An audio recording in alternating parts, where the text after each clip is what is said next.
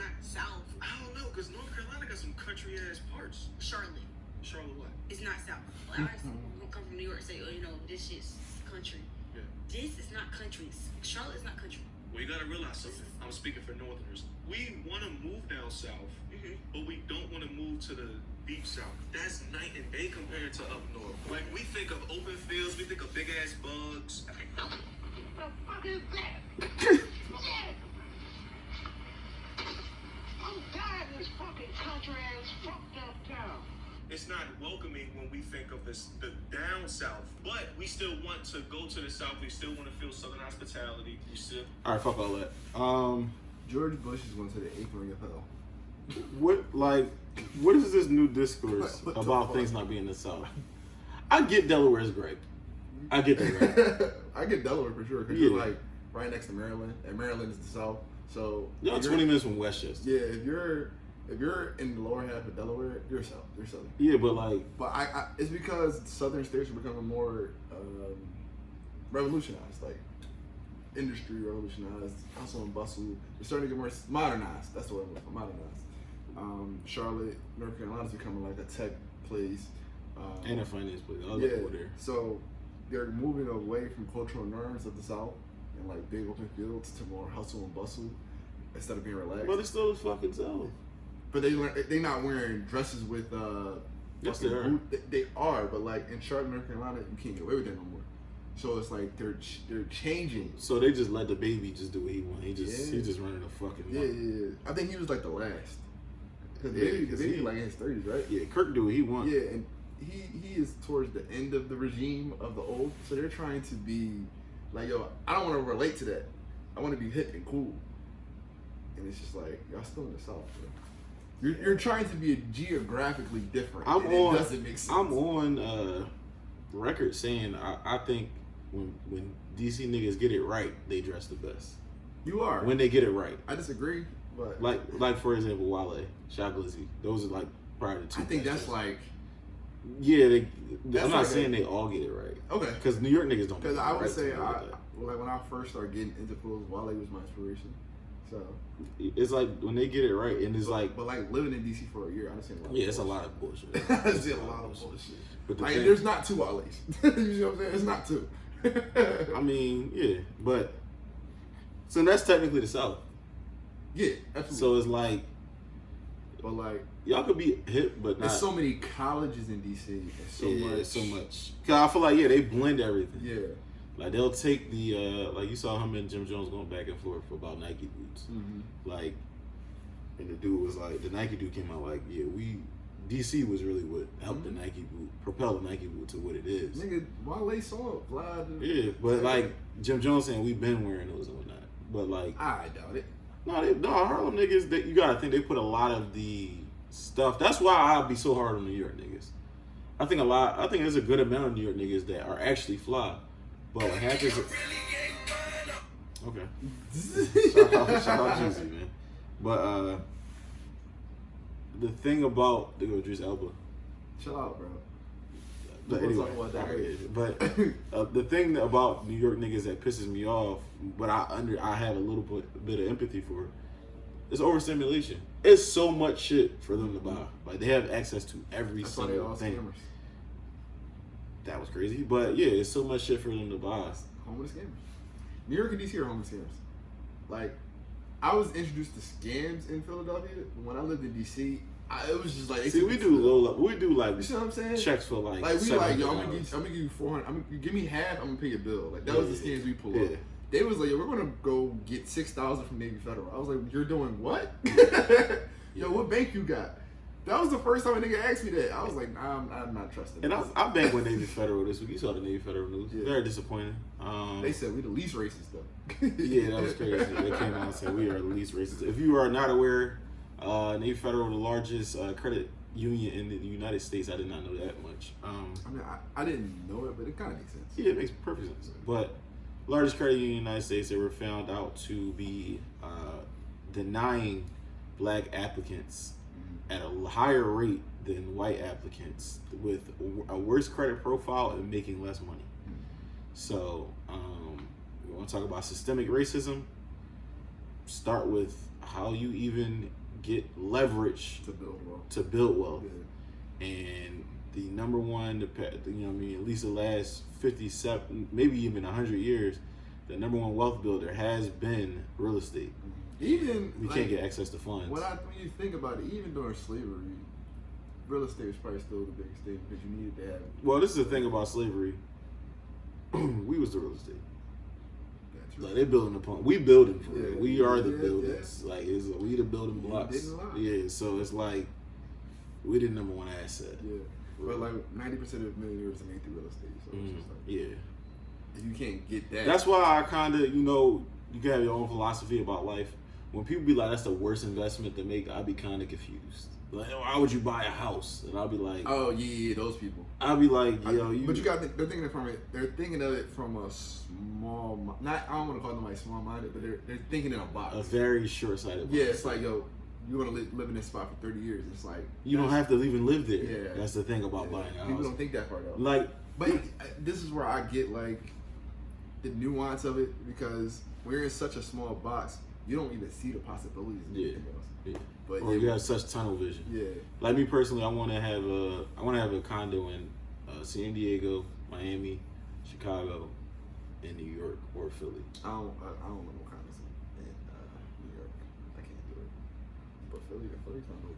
So I really do like New York. You do? Like you really do? No, like if I had money, I gotta have money though. Cause I lived up there for a little bit when under a situation where it was like I was next to money, and it was like it's not that bad. It's just very inconvenient when it comes to moving around.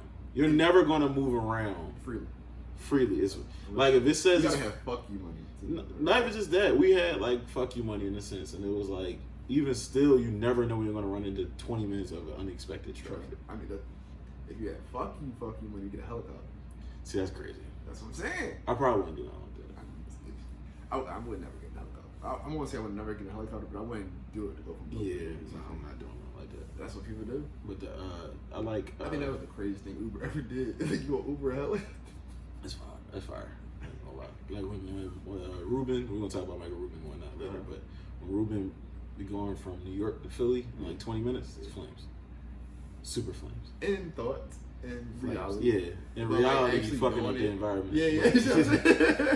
You're doing a lot. That's why my mom said something about recycling. And I was like, Mom, they about to take 300 jets from the Super Bowl. You know what I'm saying? And when people talk to me, less than 7 hours. I got a recycling bin. So whenever anybody come over, you got a recycling bin? I'd be like, bro, my little water bottles ain't hurt nobody. Like, yeah, it's bad. It's bad. And then it turns out they don't be recycling a lot of stuff. It's you gotta have yo, they cannot catch, bro. Yeah. Yo, they can't catch. You throw a pick, that's crazy. Patrick Mahomes is gonna get one of them, take them out back. Yeah, that is crazy. But when you recycle things, anything that's recyclable has a number on it, and certain numbers don't get recycled. That shit crazy. So what the fuck are you putting in recycling for, dude? Oh. He saw his neck when he didn't catch it. Like, bro, tackle him. That's Tony too. Tony has been terrible a little bit. I'm not gonna lie. He won a Super Bowl, but he's been terrible. He definitely won a Super Bowl. But yeah, man. Episode, what are we on? 49. 49. Episode 49. We didn't get our Santa hats. We might wear our stuff. I got shades though. Yeah, we didn't get our Santa hats. Next episode, we might actually wear Santa hats. I know I'm gonna wear my sweater next week for Christmas Eve. No, we're not recording on Christmas Eve. It's gonna be Saturday, right? Yeah, it's gonna be Saturday. So we're gonna record on Saturday next week instead of Christmas Eve. The nigga shook his hand after he did that. But anyway, and he put a shiesty on. I swear, we need to go back. We need. I don't say this the right way. We need more racism in sports. I was having a conversation this weekend. I was waiting for you to say it. I ain't want me to what, but I was watching a movie this weekend, and I was like, "Yo, we don't get movies like this no more. We gotta bring that good old racism back." Like, we might need a little bit more racism in sports. It's too much It's too much congregation. I'm gonna do a sports ISO later. about how the NBA product is maybe more entertaining than ever, but it's more cooked than ever. Oh, yeah. It's a weird dynamic. Yeah. So, but yeah, episode 50 coming up, Christmas. We're gonna break down some Christmas things today. Yeah, we're gonna have a good old time today. Yeah, man, our camera is down. We just realized, well, our memory card for the camera is down. We're down 2 memory cards. We got about 5, so we got to figure that out. We'll be back next week. I'm going to try to clip some old episodes up so we get y'all some clips, get some more engagement on the pod page, because we did not stop. Excuse me. We're going. Every time we do a clip, y'all guys support. Y'all need to support the TikTok, though. I posted a TikTok that shit got 1 like, and I was the like. So, yeah. It didn't show up on my feed, though. Yeah, that joint was ass. It did, and I followed. I followed. It was a Dwight Howard joint, and that joint ain't. I thought that was gonna do it. It didn't even show up. I thought it was gonna do it. Let me see let me see.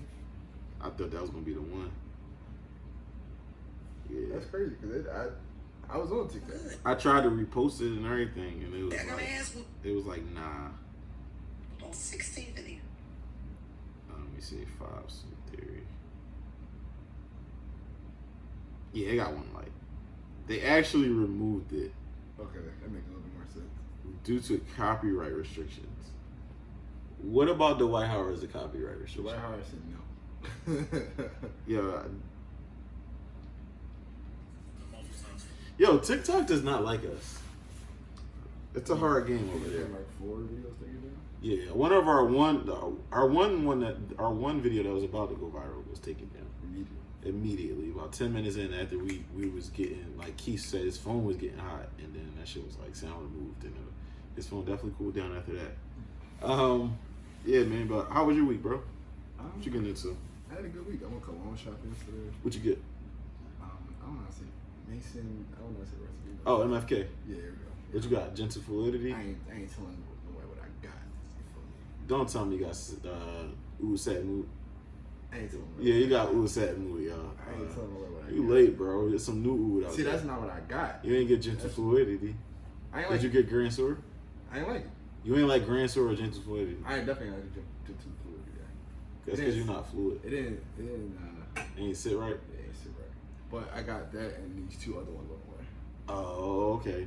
Okay. Big cuz. Nice lady giving me a nice little discount. She had a discount? What you mean? She gave me a nice little discount. Why? Because you? Where you was at? Kick a pressure. Store, nigga. Oh, New Marcus. They had a sale and then she gave us a discount on top of that. Oh, they had sale? What type of sale? It was like 15% off. Nah, they usually have around this time, not around this time, but like I remember I went on the 5th a couple years ago. It was like buy 700, get something, get a $400 cologne free, and that's like I'm trying not to buy. Look, I would spend that. Yeah, I spent like $1,200 and I got a shit half off. It was yeah. That's a good sale. Yeah, she it was a sale and then she gave me something on top of that. That's for yeah. I gotta go cologne shopping soon, man. I gotta go start going crazy. Yeah, I beat the traffic. Got back home for anything. What time did you go? I got there at 11. Oh, okay. What time you got home? Like 2? Yeah. Damn, that's a good day. Yeah. On a Saturday and KLP. When I got there, you know the parking lot where the Reddit is, and then the parking lot above that. Yeah. I said these joints empty. I made it just in time. Yeah. See, I park right by the Rite Aid every time, and I always gotta park far, especially during the holiday season. But the garage, they got that garage now, and you can park in the garage and walk right in. On that side. Yeah, I know exactly. In that corner. Yeah, that's what when I go with Johnny, that's always what he do. Had a good week.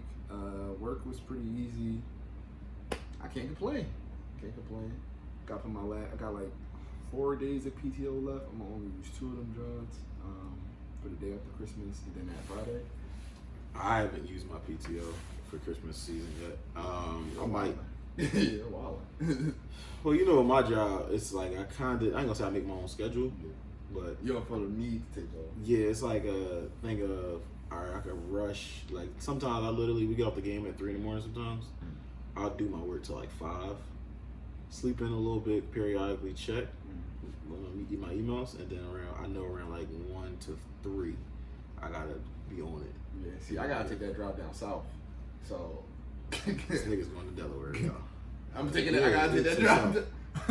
I'm 20 minutes from Baltimore, so yeah, I gotta take that drive down south, and those 3 days a week be beating my ass.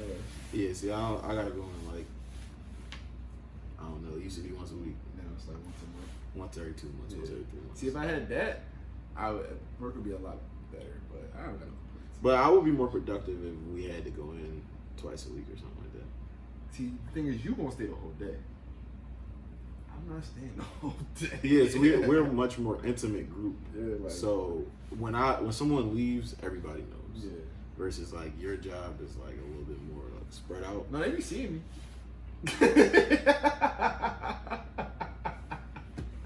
Never mind. They know. But we in Philly though. They know when I go to lunch, I'm not coming back. Yeah, we in Philly is different. It's like I made that very clear. Like when I first started, I was like, look, this is like a very far drive for me. Like, and would it be okay if I leave? He was like, yeah, go ahead. You get your work done. the whole time they didn't change this nigga manager twice, and he's like, I'm using old manager rules. Fuck y'all. I make it clear every time they ask me, but like, so like, I'm like, look, when I started, they told me this, and this is what I'm following. They're like, all right, cool. Straight cash. Yeah. So, hey, no complaints. Yeah, I got a promotion this week though. You got a promotion? Yeah, You shout didn't out to tell me. I'm gonna use this sound. I did tell you, nigga. You My told me raise. you got a bonus. I got a bonus in the raise. You didn't say you got a promotion. The raise was. The raise was a part of the promotion. Bitch. You didn't tell me that. Well, shout out to me. I'm gonna use our soundboard for the first time on air. Bro, nigga just tried to lie over me. I told you. You didn't tell me that. Yeah. So basically, they want me to take over a couple more responsibilities, Okay. and then we'll talk about another raise in the springtime. Hey, you hit that pause button. I don't know about that. I already hit that jump, so yeah. we good. Yeah, that's great, bro. All right. We drunk. All right, no man, that shit, that shit whack. None of this, nigga. There we go. Thanks, bro. Really appreciate it.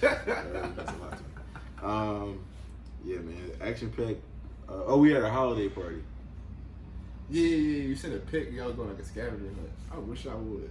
I'm gonna keep it real. I don't like white elephant. What's that? It's basically like a Pollyanna where everybody exchange gifts, but it's a luck factor involved. So basically, you pick a gift. The limit's supposed to be $25. Right.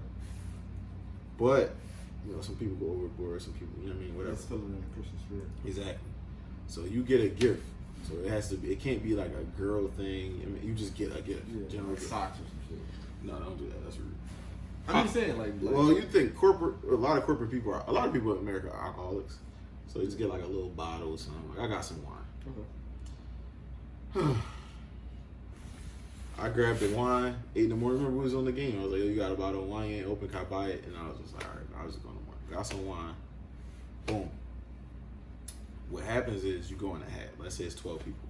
You're going to go in a hat, you pick a number 1 through 12. You get 12, that's the best number. You get 1, that's the worst number. So that means you pick your gift first. But if 2 come up, let's say you pick out the hat, you pick some sneakers. And number 2, you was number 1. And I'm number 2, and I go pick a basketball up. And I'm like, you know what, guys? I want them sneakers. I could take your gift. Because I chose a later number. So basically, if you go last, the later you go, the better your odds are for getting a great gift. Okay. I like the sound of that. It was 16 of us. Guess what number I got? 4. 2. Guess what number I got last year? It was like 22 of us. Guess what number I got last year? 2. I think I got 4 last year. Or 3. I got him reversed. Fucking terrible, bro. Like, I had terrible luck with that shit. And I had these, I wouldn't like that. I was pissed. I was at the table. You know me. I'm very specific about shit. So I'm like, you seeing the gift you asked for, you can't get it. the only thing about last year that was cool, I was able to return it because my gift got returned to me. I got a candle and I got a blanket from Walmart. Cool. Yeah. They gave it to me at the end. Literally, the last person was like, "Here, I'm drunk." But hey, yeah, let's switch. I'm like, all right, bet. I took that shit right back to Walmart 2 days later. I'm like, all right, bet, we good. I'm not good with returning stuff. Yeah, I'm great with returning. I'll return shit in a second. I'm not good with that. I return everything. But so cool. That got returned. So I made it out last year. This year, You gotta keep that shit. I had to keep that shit. I got a Star Wars light thing. I never even saw Star Wars, bro. You never watched Star Wars? No. Not one? No. You gotta watch the first trilogy. No, I don't. It's good. Because fuck that, John. It's a good movie. Yeah, I never had the interest. You know how I got into Star Wars? I was home from school one day with a high fever, and my mom had the bootleg cable. Yeah. And I rolled over. Let me just see some people. It's fucking Star Wars. And I couldn't find a remote. I was just stuck watching Star Wars all day. And you was like, this shit, alright. I'm like, this book. I'm like, oh, they just cut a nigga head off. See, cut a nigga head off. I said, hold on. This shit might be fire. I watched all 6 movies. I got peppermint Smirnoff. What the fuck am I? Well, the dude said it yesterday, 2 days ago. Shout out Jones. Put the peppermint Smirnoff in the eggnog. I don't think I would like that. No, that shit probably alright. I ain't gonna lie. My man just told me about it, but he from the South. Well, it's Jones' man. I met him, but that's my man now. I don't think I like peppermint in my eggnog. I don't know. Y'all feel Because Christmas. eggnog already got like that wintry taste. Mhm. That might be too much for me. Yeah, I mean, I ain't gonna make it go to waste, so I'm gonna use it. Unless I Get on the Tipsy Bartender. You probably got something with some peppermint. yeah, but yeah, that joint was pretty terrible. That was a terrible experience. He said it was a terrible. No bullshit. I hate that shit, bro. Because there's nothing I could do about it. I felt so helpless. It's just like, I don't know. Yeah, I was like, yo, somebody trade. And people was like, no, get the fuck out of They here. talking about. I wonder who got that corny ass gift.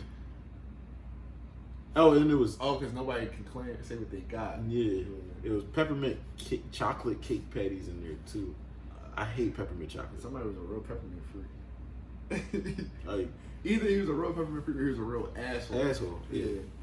I'm Probably like, this joint snickering. ass. Snickering. And you know what I had at first? I had JBL AirPods. You know, JBL is really good with audio. Yeah. I'm like, yo, these AirPods are crazy. I'm like, I don't think I'm gonna have these Jones for long. And then the girl next to me, who in my group, stole them Jones from me, basically. And then, Oh wait, time out. I didn't pick what you were saying. So you go pick your gift, and then if I get the next number, I can take your gift. yeah. I'll be You sure. gotta What exchange. are we talking about? No. And then, but look, I was so Yeah. happy because she was like, yeah, I'll be taking those. Bro, somebody took it from her like 3 people later. Nah, that's how you start a fight. Yeah, it was That's how ass, you start a fight. Yeah, yeah, it was because you ass. go pick your gift. Like, yeah. Oh, you like that? I like it too. But it make it worse because you pick the Sweet. number out of a hat, and you be thinking you really like, all right, this won't feel bad, and I really went and picked up to the worst possible number. I should just pick the first number. Yeah, you might as well got one. Yeah, like the fuck. My manager had one. I know he's probably like, I fire all. He got. I forgot what he got. Because you can't really take your manager gift. Oh, I would have did that shit. Brian cool as shit, bro. Brian don't care. Yeah, Brian don't give a fuck. Certain motherfuckers hold that shit against Yeah, happy birthday. One of my favorite people ever. Jones. you. Happy birthday. Dirty 30. I went out with Sorry I him and couldn't all make it, brother. Yeah, Steak 48. We spent the Baggiano in Nah, there. sorry I couldn't make Yeah, it, yeah, I saw that bill. I said, yo, I can't say nothing. Damn. brother. What the fuck did y'all get? We probably had about 15 to 20 old fashions. Wow. We was feeling it. Best waiter ever. Okay. Go to Steak 48. Yes, endorsement. They don't sponsor the show. If you go to Steak 48, if you go, ask for Mark. Tell him you don't want to eat there if Mark's not there. Okay. Best service I I'm ever going had. soon, from a so- waiter. Yeah, Okay. amazing. He said he don't work on Sunday or Monday though. Yeah, Mark was all that. Didn't want to Saturday. He gave us free desserts. They got a butter cake too. That joint crazy. I never. You know how I feel about butter. Yeah, that joint different. Yeah, we got a few apps. I knew my man Seth, super mature. Like he did like a total 180 since like 11th grade. I knew he was super mature. He had the sport coat with the Don't pants you? and all. No, listen, he was sharp, right? I ain't saying not sharp. He said, I ordered some apps for us. I said, what apps you order? He said, yeah, I got some meatballs. I didn't listen to nothing else he said. That's some mature shit to get some meatballs. I never would have thought to get the meatballs. I said, this nigga is totally mature. He's in a different realm. Yeah, I mean, he got a junior, Oh, nice suburban house with his wife. anybody with a junior is in a different realm. Yeah, so- Because the mindset you have to be to name yourself a junior, because now you gotta be the most prestigious role Yeah. model ever. Yeah, and Seth is a great role model at this point. Like if I was to name my son a junior, Ain't gonna lie, I always see a whole different motherfucker. Like a whole different person. Like, I'd probably delete all my social media. You talk about a rebrand? It's gonna be a rebrand. Yeah. Speaking of rebrand, why you take your glasses off, bro? Audio members, guys had them glasses. I ain't gonna lie, 'cause I was looking at you and I started getting double vision. Them just had to go. It's just fucked up about it. Cause you know I got LASIK, so like sometimes when I wear glasses, that like, cause I'm not supposed to wear glasses no more, and now when I move to the side, I get double vision. That's ass. I wouldn't really recommend that. I mean, I don't get it any other time. But like, if I'm just fucking looking at you, like, cause I got perfect vision in both my eyes now, so it's like, and I only had LASIK for what, 5 years now, or I got it in 2019. It's 4 years. I guess 2022. Okay, yeah. So you only had it in 4 years. 24 years of my life, I was blind in the eyes. So like, yeah. Still get it like every once in a while. Steak for you. I had a dry aged steak for the first time ever. Really? How was it? You like it? In certain spots it was better, but Okay. I still do enjoy the juiciness of non-dry aged. I'm not gonna lie to you. So I might. It depends on the day now. Yeah. But that was my first How time. mature you feel? We went out afterwards. We went to an after we went out. It was a lot. It was Jones' birthday, bro. I couldn't. No, I respect it. There was a lot of white women in there. Definitely no shirts with white women. So you know I was gonna chill. I was about to ask you. I'm afraid of white women. I am too. Yeah, I'm afraid of white women. Like it sounds. I'm not gonna say it sounds fun, but like you can find a white woman attractive theoretically, but like in real life, it's like. No, it's not even just that. This is the thing. If they cry, It's over. I'm going to jail. Yeah. So I won't say his name, but I remember we was leaving the club. We was leaving the Saint one night. He was blasted out of his mind. And these two white women were across the street, and like he started talking to one. oh, I know what this is. And I'm keeping like, cause it's like 4 of us, so I'm keeping track of everybody. But I'm the least drunk one. Yeah. And I see him in the street, and he getting a little too close to her. And I see her like flailing over him. I have never grabbed the nigga by his neck so fast. I said, "But we not going to jail out here." Like this fucking white woman. Yeah, you can't. It's certain things you can't. Yeah. Shout out She to like them. calling for me. He like, I said, "Yo, don't get the fuck." Yeah, out shout out here." to them though. Yeah. Like you're just white. That's not your fault. Yeah. But you know what I mean. So I was on my best behavior. She probably had good intentions too, but we wasn't doing that. Like all we needed was for her to wake up the next morning. Like, I don't know who you are. Like, yeah, no, Okay. I'm not letting that happen to you. Just so we don't have a technical difficulty again, I will be checking the camera really fast. This is not me leaving or anything like that. We double check. See if we are good. That feels great for a camera to be recording after you press record, bro. My We lord. ain't had that in about 4 weeks. Real rap. Yeah, everybody to think we have just gave up on clips. We have not. We've been potting our ass up the last 2 weeks. You a pat on the back. These past 2 weeks, Kai's been showing up on some Keegan Murray shit, 12 threes. Kai's been. Why would you bring that up, bro? So What the fuck? if y'all can't tell, Kai's is a gambling problem. And they fucked Kai's brain up by letting him win 2 weeks ago.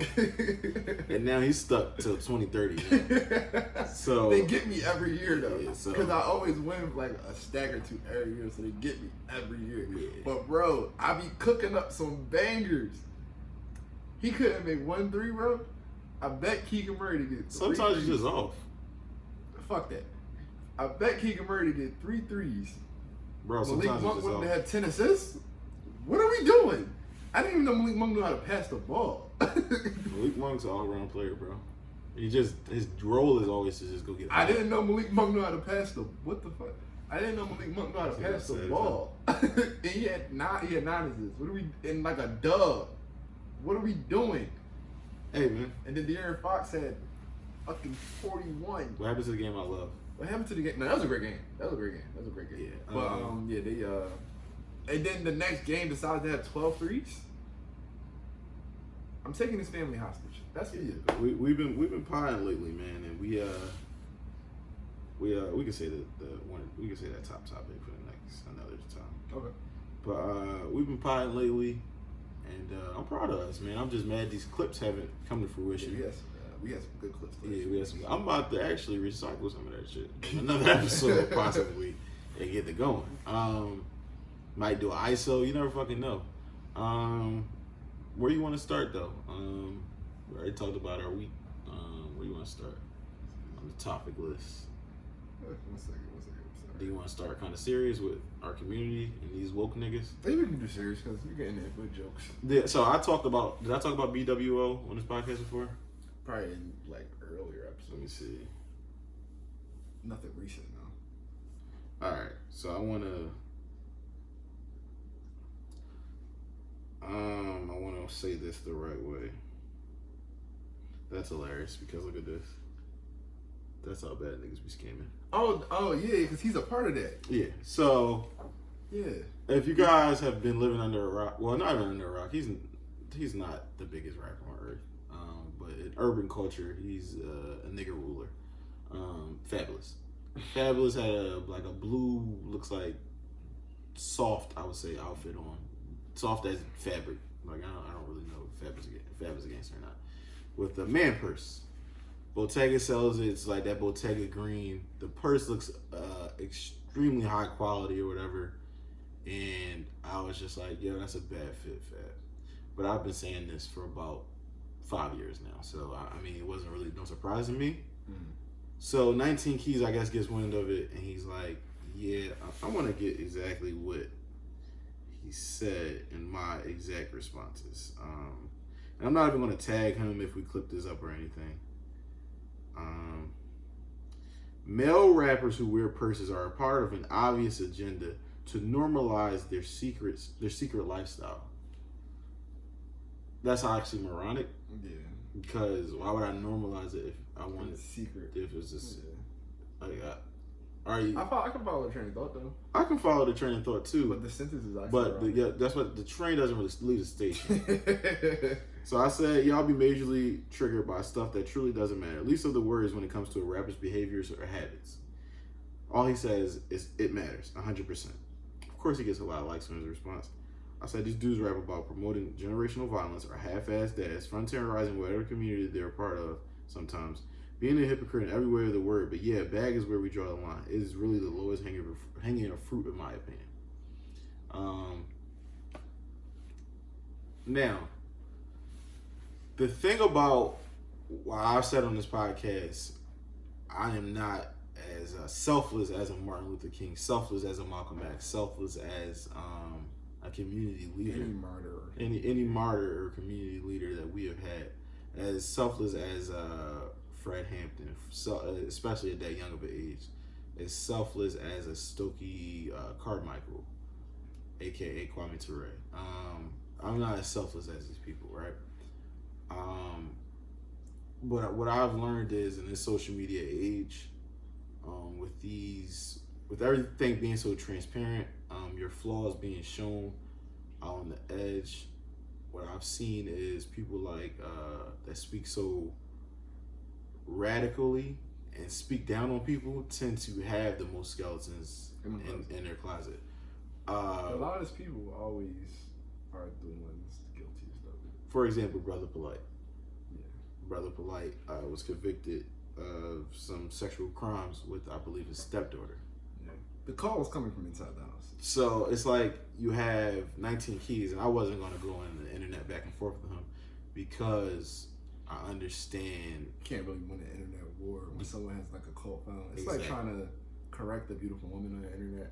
Exactly. You really can't. Yeah, because like if you diss Ruby Rose today, I'm going to quote tweet you and say, Kyle's always been a nut ass. You know what I'm saying? But because no, I would just say. Like yeah, he just weird. He always been weird. Always been weird. But DM me, we can sort this out. So, okay. I don't know what the fuck it stands for.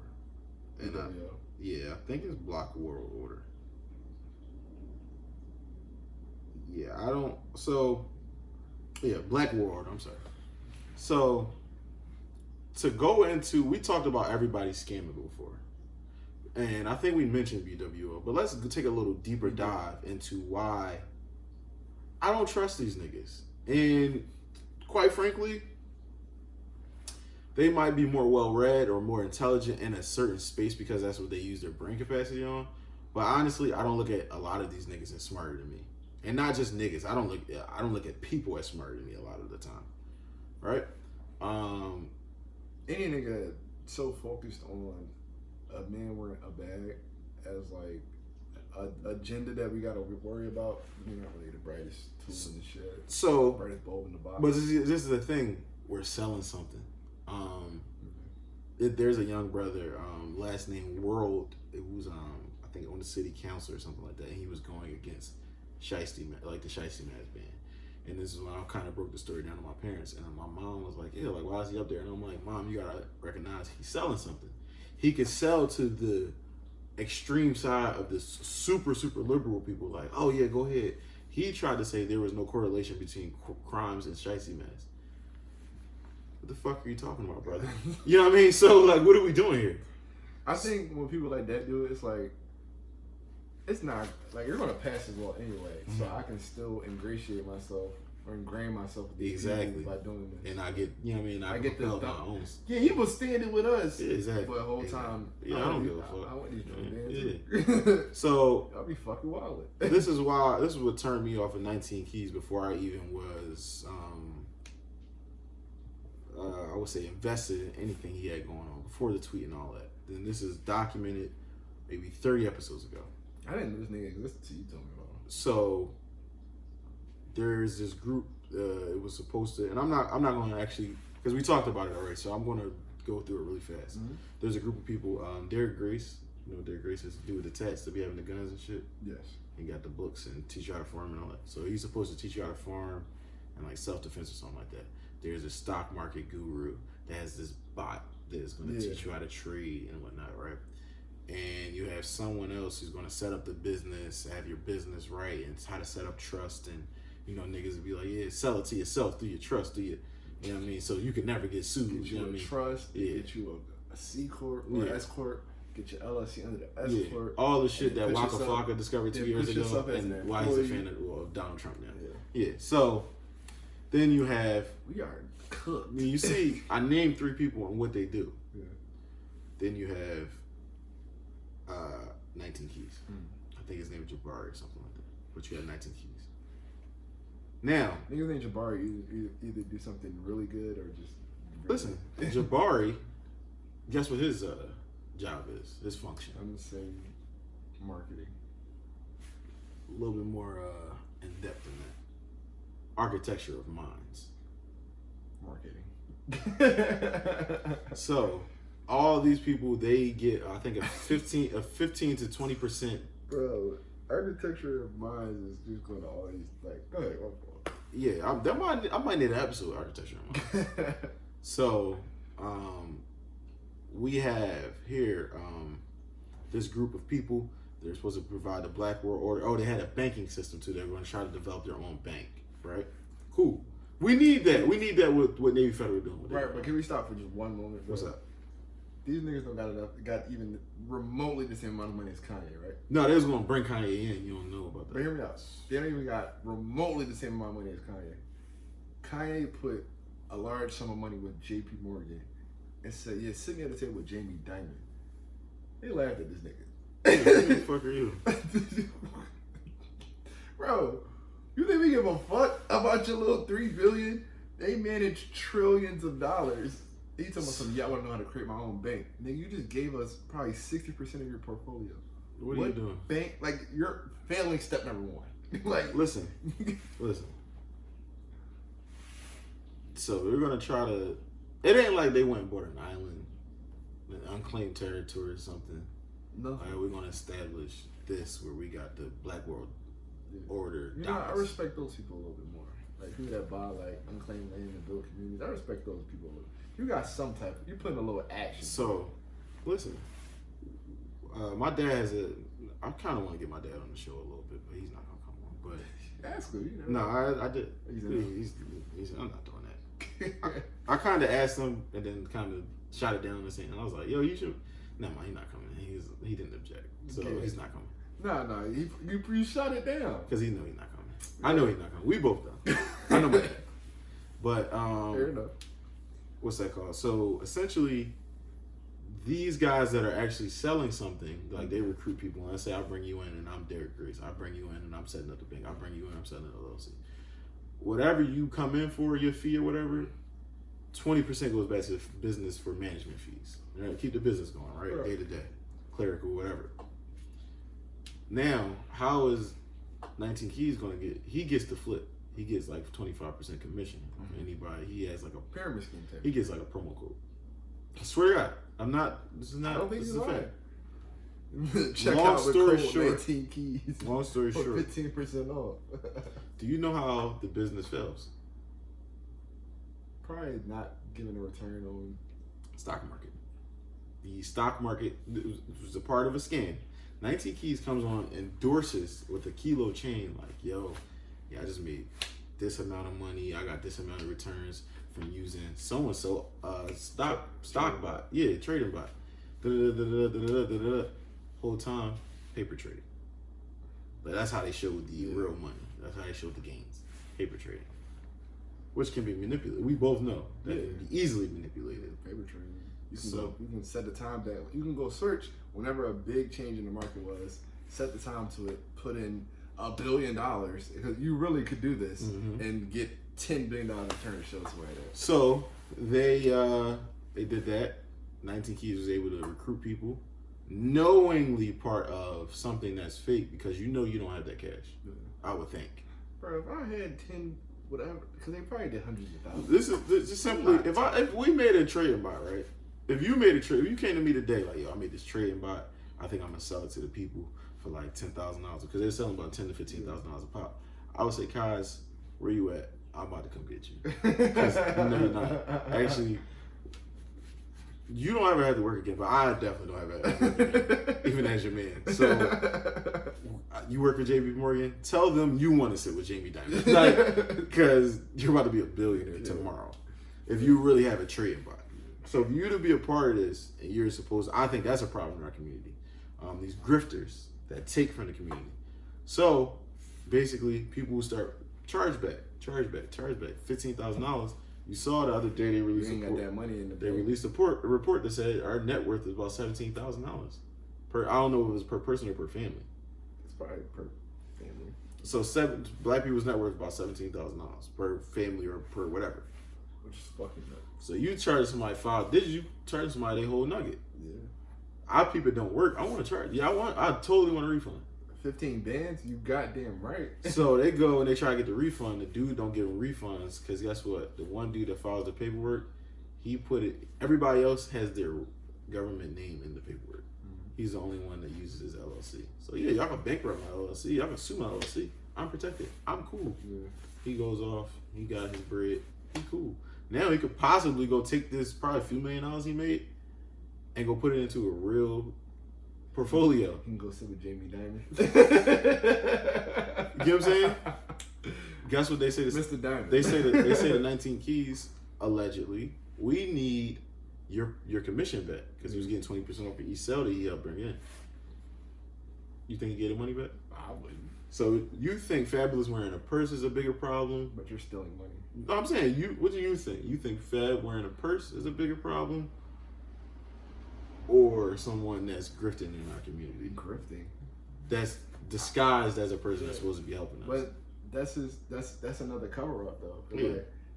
Like, it's funny because that's what his tweet is doing. He said that they're trying to, make them used to their secret lifestyle. But you're pushing that to the forefront to hide your lifestyle. You're trying to hide your intentions by it. So like it's like you're trying to add another layer to the veil. All Fab did was wear a bag. All he did was wear a bag, and there's certain things. I'm gonna say domestic issues that Fab has had publicly that I think is a way bigger problem than the imagery of wearing a bag. Might not be the time for this joke, but I have a joke, and it's not about what Fab did to allegedly did to her. It's what he did to her dad. Chill. Would you beat up your girl dad? No. No? Like if he hurt her. No. If he came at me, I'm not really. No. I'm like, what's up, man? Now, I'm gonna smack your hand there a couple times, but you really, I feel like I'm in danger. You gonna fuck him up? No, I wouldn't fuck him up. I'd probably chill. Hurt, don't it? You know what I mean? One of them. You know what I mean? I ain't really rumbling. You don't hurt him. Nah. Like, it gotta be, he really like, her probably gotta be like Dark Low or something. Like, you know what I mean, boy. We got King Ernest. Shout out King Ernest. He got all these. I'm all these, young boy. I heard you answer our phone calls last night. I'm all these. Like, bro, you keep threatening me, bro. Like, what we doing, bro? Like, King Ernest Jones like there a little bit though. So I would probably like, go ahead. Like, you relax. Cool, right? Like, I don't know. It's always funny meeting girls' dads though. Cause they always try to like intimidate you. And you just like, I'll hit your line. Chill out, bro. I'll be in the gym, bro. Like, I'm gonna fuck you up. Yeah, but I don't know. That shit really got under my skin, and not just because like I've had interactions with famous people before. Remember, I had Vince Staples making that dumbass face as my Abby for months, and then Shannon Sharp cursed me out because I said cracking the fuck up. He thought I said shut the fuck up, and he tried to come at me. He was sorry. I actually caused a little beef between Vince Staples and Shannon Sharp. That's the funniest part. He was probably really beefing with Vince Staples. No, he really. Vince Staples came on and was like, what the problem is? Like, nigga, that wasn't me.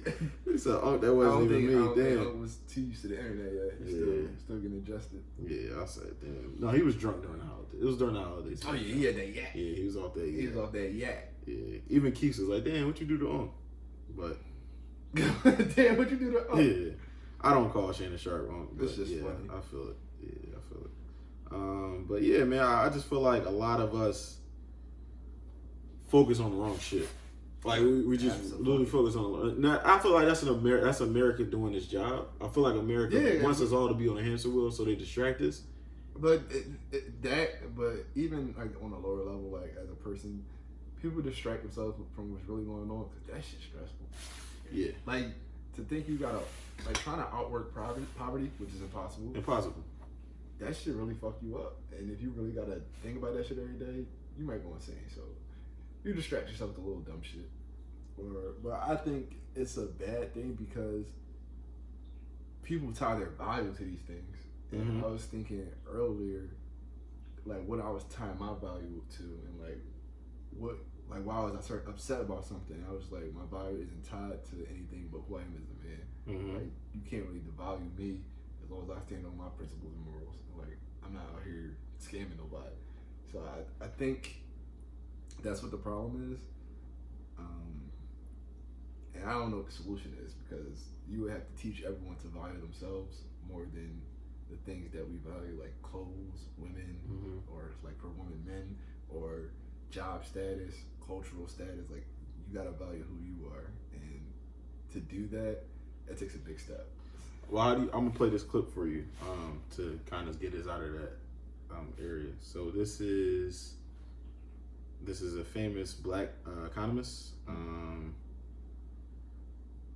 not sure if you've ever heard of him, Dr. Claude Anderson. Let's go. You own less than 2% of the richest nation on the earth. Well, and guess what? Here's the last final point, and I get off this point. What you have in America that decides your opportunities is what you own and control through capitalism. It's not social integration. It's not civil rights. Those things can't do anything to help you. There's no power in civil rights. There's no power in social integration. Those two processes are weakening processes. It's what you own and control that will determine your opportunities. If you don't have the money, the opportunity doesn't exist. It's an illusion. You mean to tell me all of me is Martin Luther King and them was walking the soles off hard bottoms? That didn't help at all? Like that wasn't anything that we were supposed to do? Like that didn't put us in a better position? No, it didn't. No, it weakened you. Why was Chico Bean interviewing that man? I like Chico Bean, but why is Chico Bean interviewing that man? Clearly that man has some he's worth his salt. Clearly. Why is Chico Bean interviewing that man? We have lost the plot. We have. Maybe the guy has a business. The interview is called, well, it's on Hell of a Week. So that's probably through Charlemagne, I believe. Yeah, that's Charlemagne's show. Okay. So that's why Chico Bean's there. I am honored to be it says, if you guys want to go watch the extended version, it's called, the title of the video is Capitalism Cat. We have lost the plot again. Yeah, but the thing is, we do need to have these intergenerational conversations, and we also need to have these interprofessional conversations. Yeah. Like, so, because at some point, Tupac has a line, Lauryn Hill has a line, and these are two of the more rappers with substance, right? And they're like, Tupac says, like, I had a motherfucker so you ignorant niggas can hear me. And basically Lauryn Hill has his line with this similar sentiment on the score where she's basically like, I add a curse word, so like y'all will pay attention. And it's the same, like, yo, I'm gonna add this person that's just a figurehead of like, oh shit, Chico Bean, I'm gonna click this joint because you're not gonna listen. The average person is not gonna listen to Dr. Claude Anderson and let me try to see, because Dr. Claude Anderson, I'm not gonna use Umar because he's become like a sensational pop culture figure at this point. Dr. Claude Anderson and even Clifton Powell or Condoleezza Rice. They're not gonna look at that interview. They're gonna be like, oh, these two, like, I wouldn't say this, but someone a little less aware of things or our history. These two old motherfuckers, like, they can't relate to me. Right. So I think they try to use Chico Bean as kind of like the sweetener. Chico Bean not young though. No, but yeah, it's like he's younger. He dresses like he got on Jordan 11s in the interview. So it's like it's like a little the relatability. Yeah, because you'll hear young kids like, that old motherfucker don't know who I am, or you don't know what I'm going through. Yeah, I can't relate to that motherfucker. Yeah, exactly. Yeah. So how do you feel about that sentiment? Do we need to get better at capitalism? Yeah, absolutely. Like I feel like if we're like I feel like it's kind of like the conversation that me and Feast was having months ago, where it's like, yeah, it's fucked up. Like we see the NFCU thing, we see everywhere we turn, it goes against us. They're trying to get better, get rid of DEI, which is, you know, basically like affirmative action in a sense, right? And you see they're trying to really take it across the board, and it's crazy because the Asians broke forth the affirmative action shit, and we can get into how they use Asians as a tool to kind of diminish black people, and then basically the Asians have a lower admission than they had before, and they thought they was just giving it to us, but that's a different conversation. What people gotta understand is just because you're not black and they treat you better than us doesn't mean you'll ever be white. And I'm not talking about skin color. That's the model minority. Yes, exactly. So because they were trying to push the sentiment onto Asian people that you can be considered a white person. Yeah, and you'll never be. Yeah, you gotta wait till y'all keep having kids together. But how do you feel? Like I feel like if we're gonna be here, you gotta get better at the system that's here. It's like when you, like as a kid, you went over your cousin's house and they played 2K. Right. And you kept getting your ass whooped. You ain't just not getting better. You can't go back home and play live if you want to be better. Yeah, you can't go play a totally different game. You gotta play the game. Like we're gonna be in this system. It's like the people that's like, oh, I don't give a fuck about politics, I don't vote, and it's like everything about this affects your paycheck. Yeah. Everything about you care this about that. affects everything you do. Wondering why you're still getting $650 an hour. It affects these roads. 17 jobs, you can't see your kids, don't got no gas in your car, and you talk about I'm not voting. Exactly. What are we doing? Like, so it's like you have to get better at capitalism. Yeah. We have to as a people. We can't just reject the system while also living in the system and supporting the system, in my opinion. Dr. Claude Anderson, I forgot which administration he worked for, but he was the top economist for that administration back in the day, civil rights era. So, you know, I would take what he's saying with a grain of salt, but also like you should look into it. Has some substance to it. I should probably listen to it. Yeah, but nobody cares in the grand scheme of things because I got the new Jordans. Yeah, rappers wearing purses, bro. You gotta worry about that. Yeah. So he got a new bag. Like, bro, that is. You saw he said, I like my little bag. That's what he put up. He was trying to defend the bag. I'm not. I think anybody that's worried about other men that much. See, this is the thing, because I've never, like, when the whole bag trend came out, I was like, a little too spicy for me, but you know what's crazy? You know the first person I saw wearing a Goyard? It was Lupe. Literally. Lupe was the first person I saw wearing that Goyard crossbag. I have it in my phone. Lupe was one of the first rappers I heard rapping about Goyard. Yeah. So, have you ever looked at Lupe as spicy? A little bit. You have? Yeah, I never looked at Lupe as spicy, bro. I always looked at him like, all right. A little spicy. He has a joint. He in like the airport. There we go. Yeah. It's the same Goyard bag. You look at him. That's a little spicy. He just looked like a normal nigga to me with a bag. A little spicy. He just looks European a little bit. A little spicy. See, I don't really, you know what I mean? But I don't think I never thought like there was anything wrong with it. yeah, I didn't look at him like, I always looked at him like actually I look at him like the smartest rapper. I look at him like, I don't know. Like I got a lot of time invested in listening. You know why I didn't think it was nothing wrong with bags? Because niggas was wearing fake bulletproof vests. And I was like, I could either be worried about a bag or the niggas that's wearing fake bulletproof vests in real beefs. Y'all brains aren't. The guys with the bags, I can follow the train of thought. Right. You don't want to carry nothing in your pockets. It's fashionable. You follow on the trend. Yeah. The niggas with the bulletproof vests that ain't a bulletproof vest that really be beefing and getting shot at, I couldn't follow the logic because you're really getting shot at. Like I didn't understand. Well, they shooting their heads, so I mean the bulletproof vest wasn't really good. They don't got no fucking aim. That's rude. They don't. Yeah, but I just niggas be going to the. You saw me at the range, bro. Me? Yeah. When he did all right. He missed everything. Meek's fucking hilarious. I'm sorry. Fucking hilarious for sure. Meek, shout out to Meek though. He did get that bill. No, all jokes aside, shout out to Meek. Yeah. All jokes aside, like really. You're a funny nigga, but shout out to Meek. Like all jokes aside, that is the heaviest thing I've seen Meek do. Meek do a lot of shit that should be applauded. Yeah, I think that was super heavy, and shout out to Ruben for helping, I guess, fund whatever is going on there, or whatever. But the reform,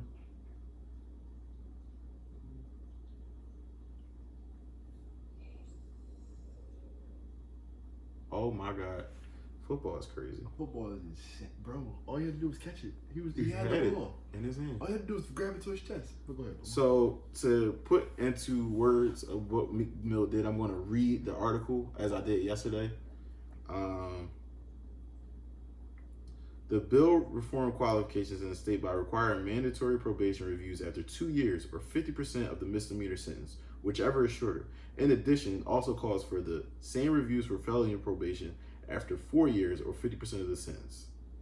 That is amazing. The new law also clarifies to judges that minor technical violations of a parole agreement should not result in the person going back to jail. Minor violations include showing up late to appointments, returning home after curfew, or visiting family that lives out of state without permission.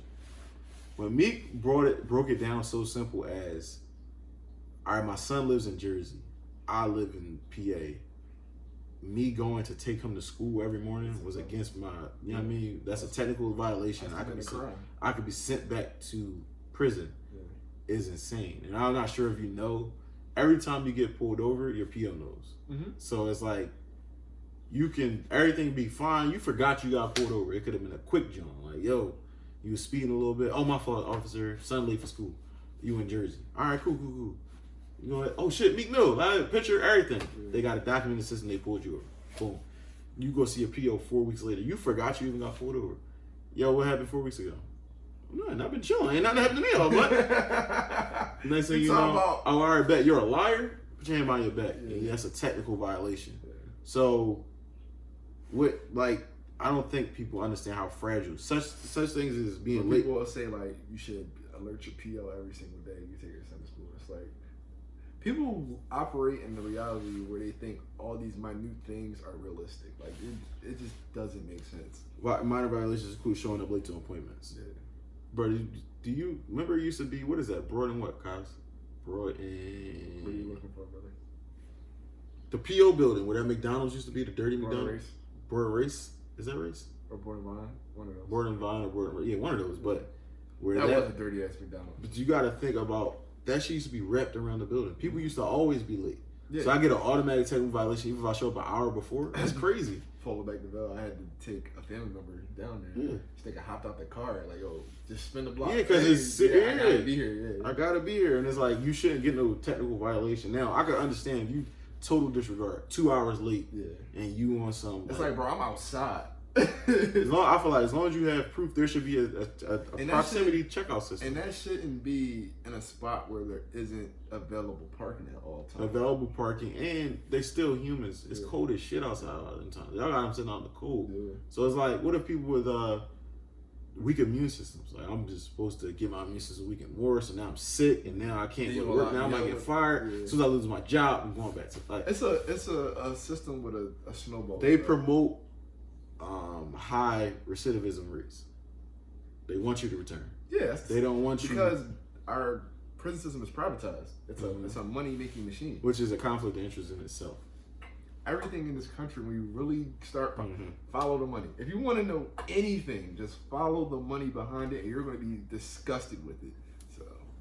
So, I mean, shout out to Meek.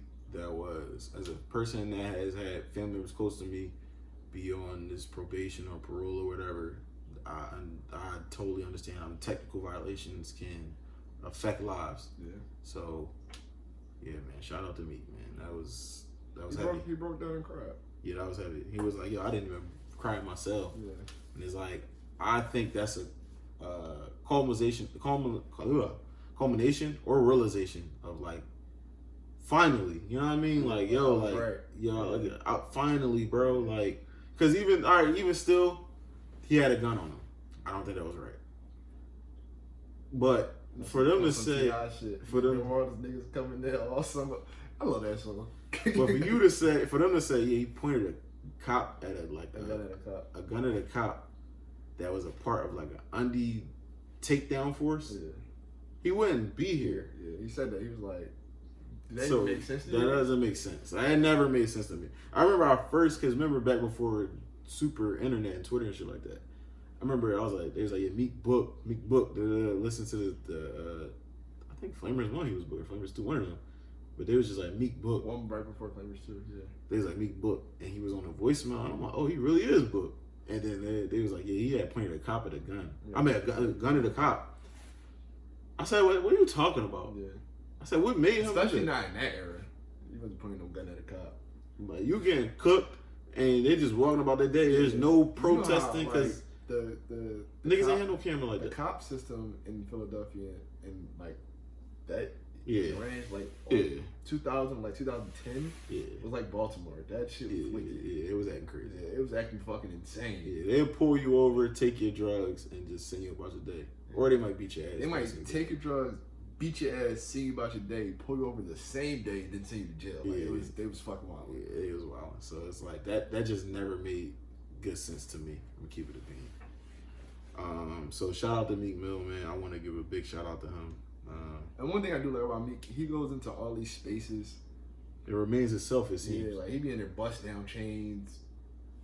He got the braids again. Yeah, like I respect that. Yeah, he got the braids again. But we're gonna get a little lighter. Speaking of reform, what the fuck is up with Draymond Green? Suspended indefinitely. And honestly, you know I've been sick of Draymond Green for like half a decade now. Let him go. I want him traded. To where? Like who wants him? He'd be alright in the Sixers. I don't want him here.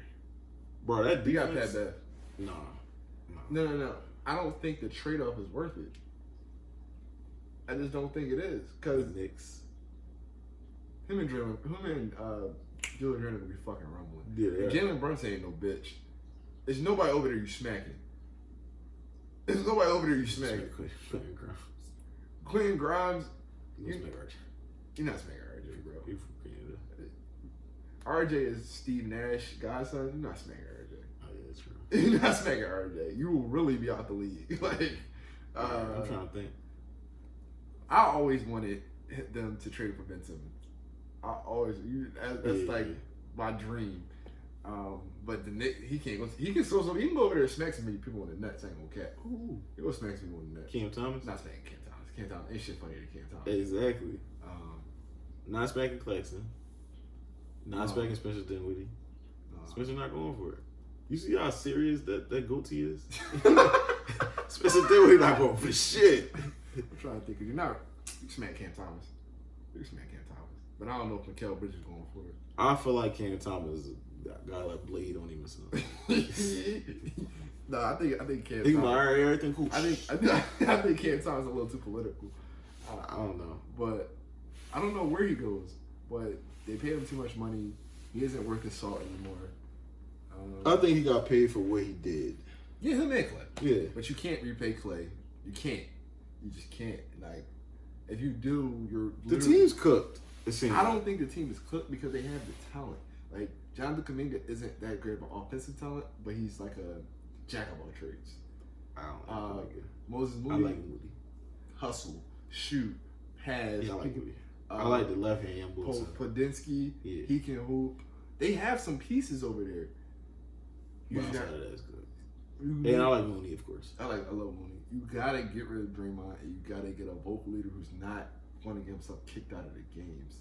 Like it's to the point where no one wants to play with Draymond's shit. Yeah, it's like or shit. Because he be punching niggas. for what? He talking about. So as like time you see his goes on, podcasts you don't do podcasts no more. yeah, he don't. Nobody wants to hear you anymore, bro. No, I don't think that's the case. I just think he trying to focus on the season. How? If you keep hitting niggas. I mean, that's part of the season. That's part of the season. I think he just. I think there really may be something wrong. See, this is the thing. Everybody treating him like he was on crack, Yeah, they are. and they like he needs like when he I go think to therapy. LeBron broke up with him. For real, I think LeBron broke up you with him. thought that's what did it? Because a breakup would have me like that too. Like Smacking Europeans. He's not smacking nobody else. yeah, you should. You saw Isaiah Stewart got his He face. like, whoa, chill out, big guy. Chill out. I think LeBron broke up with him because LeBron don't be mentioning him no more. Don't be, ain't really too much more of that. My king. Yeah, I'm trolling them, but they was at the Bring Fire Ass concert together. So, Yeah, I don't know, bro. but it seemed He's saying he having LeBron withdrawal. yeah, they ain't put LeBron in like 2 months. Yeah, I don't know. I don't know what's up with Draymond. Now, Draymond used to be my favorite. Go check the schedule after the suspension comes out and see how close it is to when they play the Lakers. I bet you he won't be suspended. I bet you. Nah, he gonna be suspended. I think he could. Depend on how close they're. Like, He might give him 30 games, bro. Like, no bullshit. I say to suspend him for the season. Damn. Bro, he's been running on a terror for the better part of a decade. Just kicking people, stepping on people. Yeah. It's not like even like they kind of like, all right, the league was like, yo, you did the shit to Steven Adams, but we gotta have this Cavs Warriors finals matchup, so we're not gonna suspend you. Chance. Then in the finals, Brian did the nut shit by stepping over. He knew what he was doing because he looked at him and did it. Yeah, but you don't react. But you don't react by hitting him in the nuts. You could like You're pushing. But even then, you gotta recognize, oh shit, I'm a tech away from being suspended. Like, he didn't get suspended for the nut hit. He got suspended for the technical. Yeah. You gotta recognize, I am a tech away. Because You know he saved his career in Golden State by having that game 7, right? They would have got Yeah, for sure. Yeah. So, but I think honestly, I don't know who they could have got to replace that Draymond. No, and I think that was a big Draymond, you reason. gotta let him just do what he wants. I think that's a big reason KD came there. Yeah, but honestly. this Draymond, you saw what KD said. He said he wasn't like that when I was around. He finally got him back. All these years you talking shit. Yeah, like, KD a funny nigga. I'm gonna kick you while you down, you bitch ass nigga. Because it's like, yo, like, are you my man? Let's just slap the shit out of my teammate. So if I lean too hard into our friendship, I look corny because you slapped my teammate. And then you also like bad mommy. I'm going all one out there. I don't think he went super crazy though. I don't think he's like, yo, he had a history because he really could have went into that bag. He did, but how it looks in the media and the soundbite it gives them. So like he did, but he did at the same time. Fuck yeah. Fuck yeah. The part of the big reason y'all didn't win fucking 5-6 chips in a row. Bitch. You're a weirdo. Yeah, and you called me a bitch for literally because you fucked up and turned the ball over. Yeah. He was trying. But like, you know what's crazy? He always does this because around the time it was happening with KD is because he was trying to get paid. Mm-hmm. He did it to Jared Poole around the time he was trying to get paid. He might be on drugs. Yo, come on, bro. Relax. Relax. No, nope, I'm not going down that road with you. Shout out Draymond. I can help you go to any counselor. He on some Tony Soprano shit. He might Yes, be he on is. drugs. Tony Soprano. Yo, relax. Relax. He on some Tony Soprano shit. He might. You need to go get the help he deserves. Yeah. But yeah, man. He's wilding the fuck out. Like this freeze frame is crazy, bro. This is one of the crazier freeze. Where the fuck is it? I can't find it. Hold on. I have it. I sent it to the group chat last night. Yeah, that's why I have. That's actually the most recent photo I see. Yeah. Like, that's crazy, bro. That's a hell of a hook. That's a... And Draymond not weak. My whole thing is... I'm surprised Nurkic ain't go to sleep. They was up. What are you smacking niggas for? Bro, I don't get it. And then if you ever look at the interactions when he does it, it's never on some like, yo, we beef this shit. It's never like, It's always yo, like, dude. It's never a situation where it's like, Like, yo, he drawn Draymond about to smack the shit out of him. It always be like, yo, Draymond just smacked the shit out of him. Like, bro, when I don't know who he stepped on, but it was like he was tripping over him, and he said, "Oh yeah." yeah. And It's not a only bonus. did he step, Yeah. he stepped and then jumped like, "Oh, I didn't mean to do that." Like, bro, you're like 250. Yeah, for sure. Yeah, that's a bonus. Jones crazy. And I fuck with Draymond. That's the crazy. Nah, I part. don't. I don't want to fuck with Draymond. I fuck with Draymond. I'm gonna keep it a bean. Like I like to see him. He's do an well. expensive backpack. I fuck with that. Yeah. Jordan Poole's wild. Yeah, I fuck with that. He deserved to get sucked. That was crazy.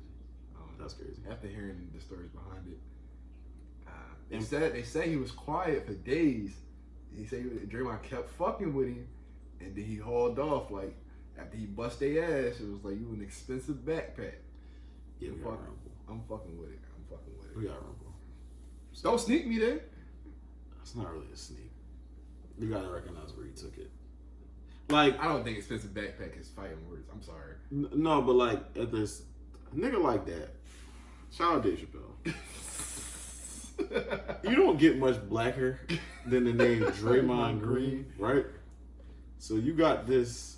What did Keith call him? Because I don't want to say I called him that. What did he Call him a monkey. He called him a donkey. He called him a monkey too. Yeah. He's lays an ape. You got this. He said he needed euthanize. You got this ape kind of walking towards you aggressively. I don't think he's coming over here to hug you. I think he coming over here. He's walking over there like this.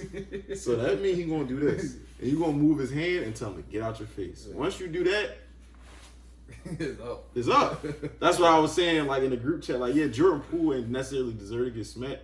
But once you push somebody, like that's already mad. I just feel like he was trying to create distance. Like, bro, get away. No, you gotta create some real distance. like when you can tell. no, it's one of them Jones where you gotta like, yo, chill out. You Yo, can tell he was just really like on some shit. Like, bro, you wild. Like, get away from no, me. I'm gonna show you wow. Sock the shit out. Yeah, and then he tried to hug him like, oh, but like, Draymond, get some help. Yeah, Get off the get some- Warriors get some too. big Get help. out of San Francisco. Go to Grizzlies. Can't go to Oklahoma. They balling. And Shea. I know he's still John Morant. John Morant's getting him smoke. Yeah. That's not it. Yeah, the boy Devontae Pack is smoking him right then and there. He's Yeah, smoking. we only want some This green. John Morant court case is crazy. Did you see the lady say hit me? Or show me how you would hit somebody? And did you see John actually extended his arm? He's a dickhead, bro. I was looking at my lawyer like, yo, What are we doing? No, and she said, are those diamonds real? I am a millionaire. I was like, bitch, you want to see my bank account? No, I would have called. But I mean, at the same time, look at Ant Edwards. He just Yeah. said them Jones fake, so he like, fuck it. Like, He said the AE chain that. yeah, he said the age. That's real. That's a hard chain too. Yeah. Shout out Ant, man. Ant slowly but surely becoming my favorite player. I'm not gonna lie to you. He, I don't know why they had him out there for those 3 games before last night. He had 37, and he had a nice amount of assists, I think, too. He had 37, Cat had 41. He was hooping. But for like 3 games, he had a hip. Yeah, his hip was fucked up. He fell. I don't know why they had him out there. Yeah, he probably. Well, Ant seemed like the type.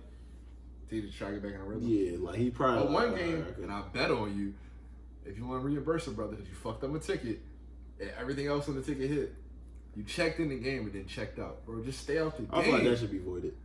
I'm gonna keep it a beat. He checked in the game and then checked out the game, bro. I feel like that was should be- like, what? That should be voided. That should be totally voided. Avoid that shit. Yeah, and also I keep seeing this talk. Since we're on sports or basketball, or whatever, I keep seeing this talk about the NBA should be expanded. I think the NBA should actually be contracted. The Detroit Pistons are not a serious basketball team. I think that's coaching.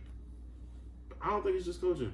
I think them niggas don't give a fuck. I feel like you can accidentally win a game. I don't think they don't give a fuck though, because I be watching. Asara Thomas be out there really trying. K be out there be trying. Jalen Duren be out there. So they just ass. They just ass, and it's not like okay, they ran into the Sixers 3 games in a row, and then the Bucks. Before that, they be in them games. They don't just get blown out all the time. They really be trying.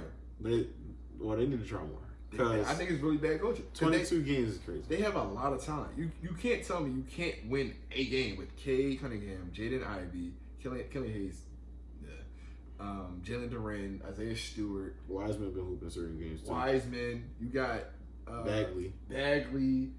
You got Bogdan Bogdanovic. Yeah, that shit ass. You got some. No, that shit ass. I'm not saying they star-studded. I'm saying you can win a fucking game. Like, after Trae Young, who do the Hawks have? Me. So no, they got DeJounte can play defense. DeAndre Hunter is solid. Their team not really super crazy though. But the thing is, this is the thing.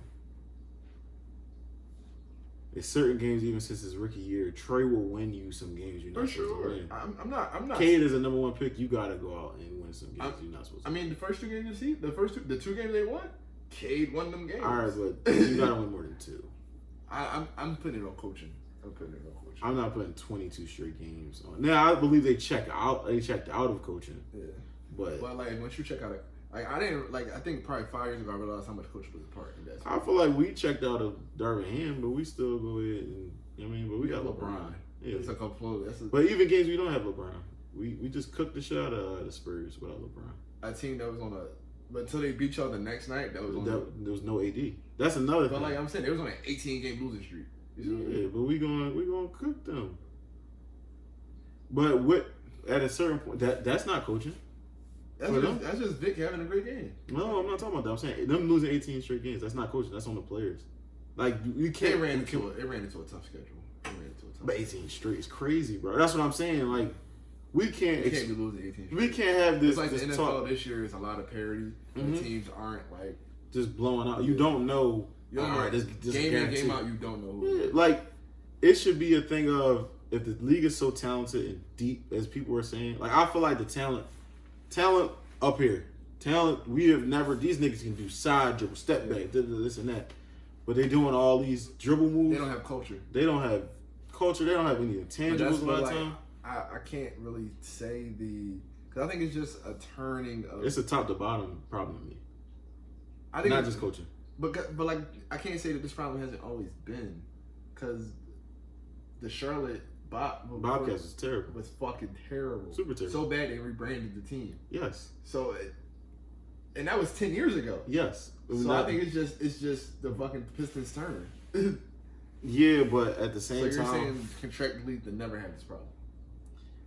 So, because I don't want to, because we got some old heads that listen to this. Because I don't want to ruin niggas' fantasy or what they remember of Michael Jordan. Because I'm not one of those young boys like LeBron to go. You can't argue it. Like I really think I think it's a real argument.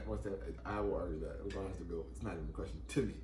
So nobody dominated the NBA like Mike, in my opinion. Nobody. When it's time to put money on line, Mike get it done every time. But he played in the expansion league.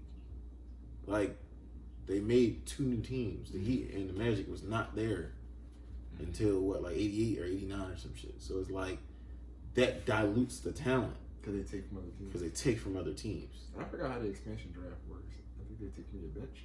I don't know. I forgot. But either way, it dilutes the talent. If they dilute this talent where it's already... We have a problem where they got the vets. Like, the turnover rate in the NBA has gotten crazy. I understand the talent has... No, the turnover rate is crazy. Like, we were just talking about, they got Eric Prescott. Why is he out there? The talent has expanded, but it's gotten to the point you don't have those 6-7 year vets.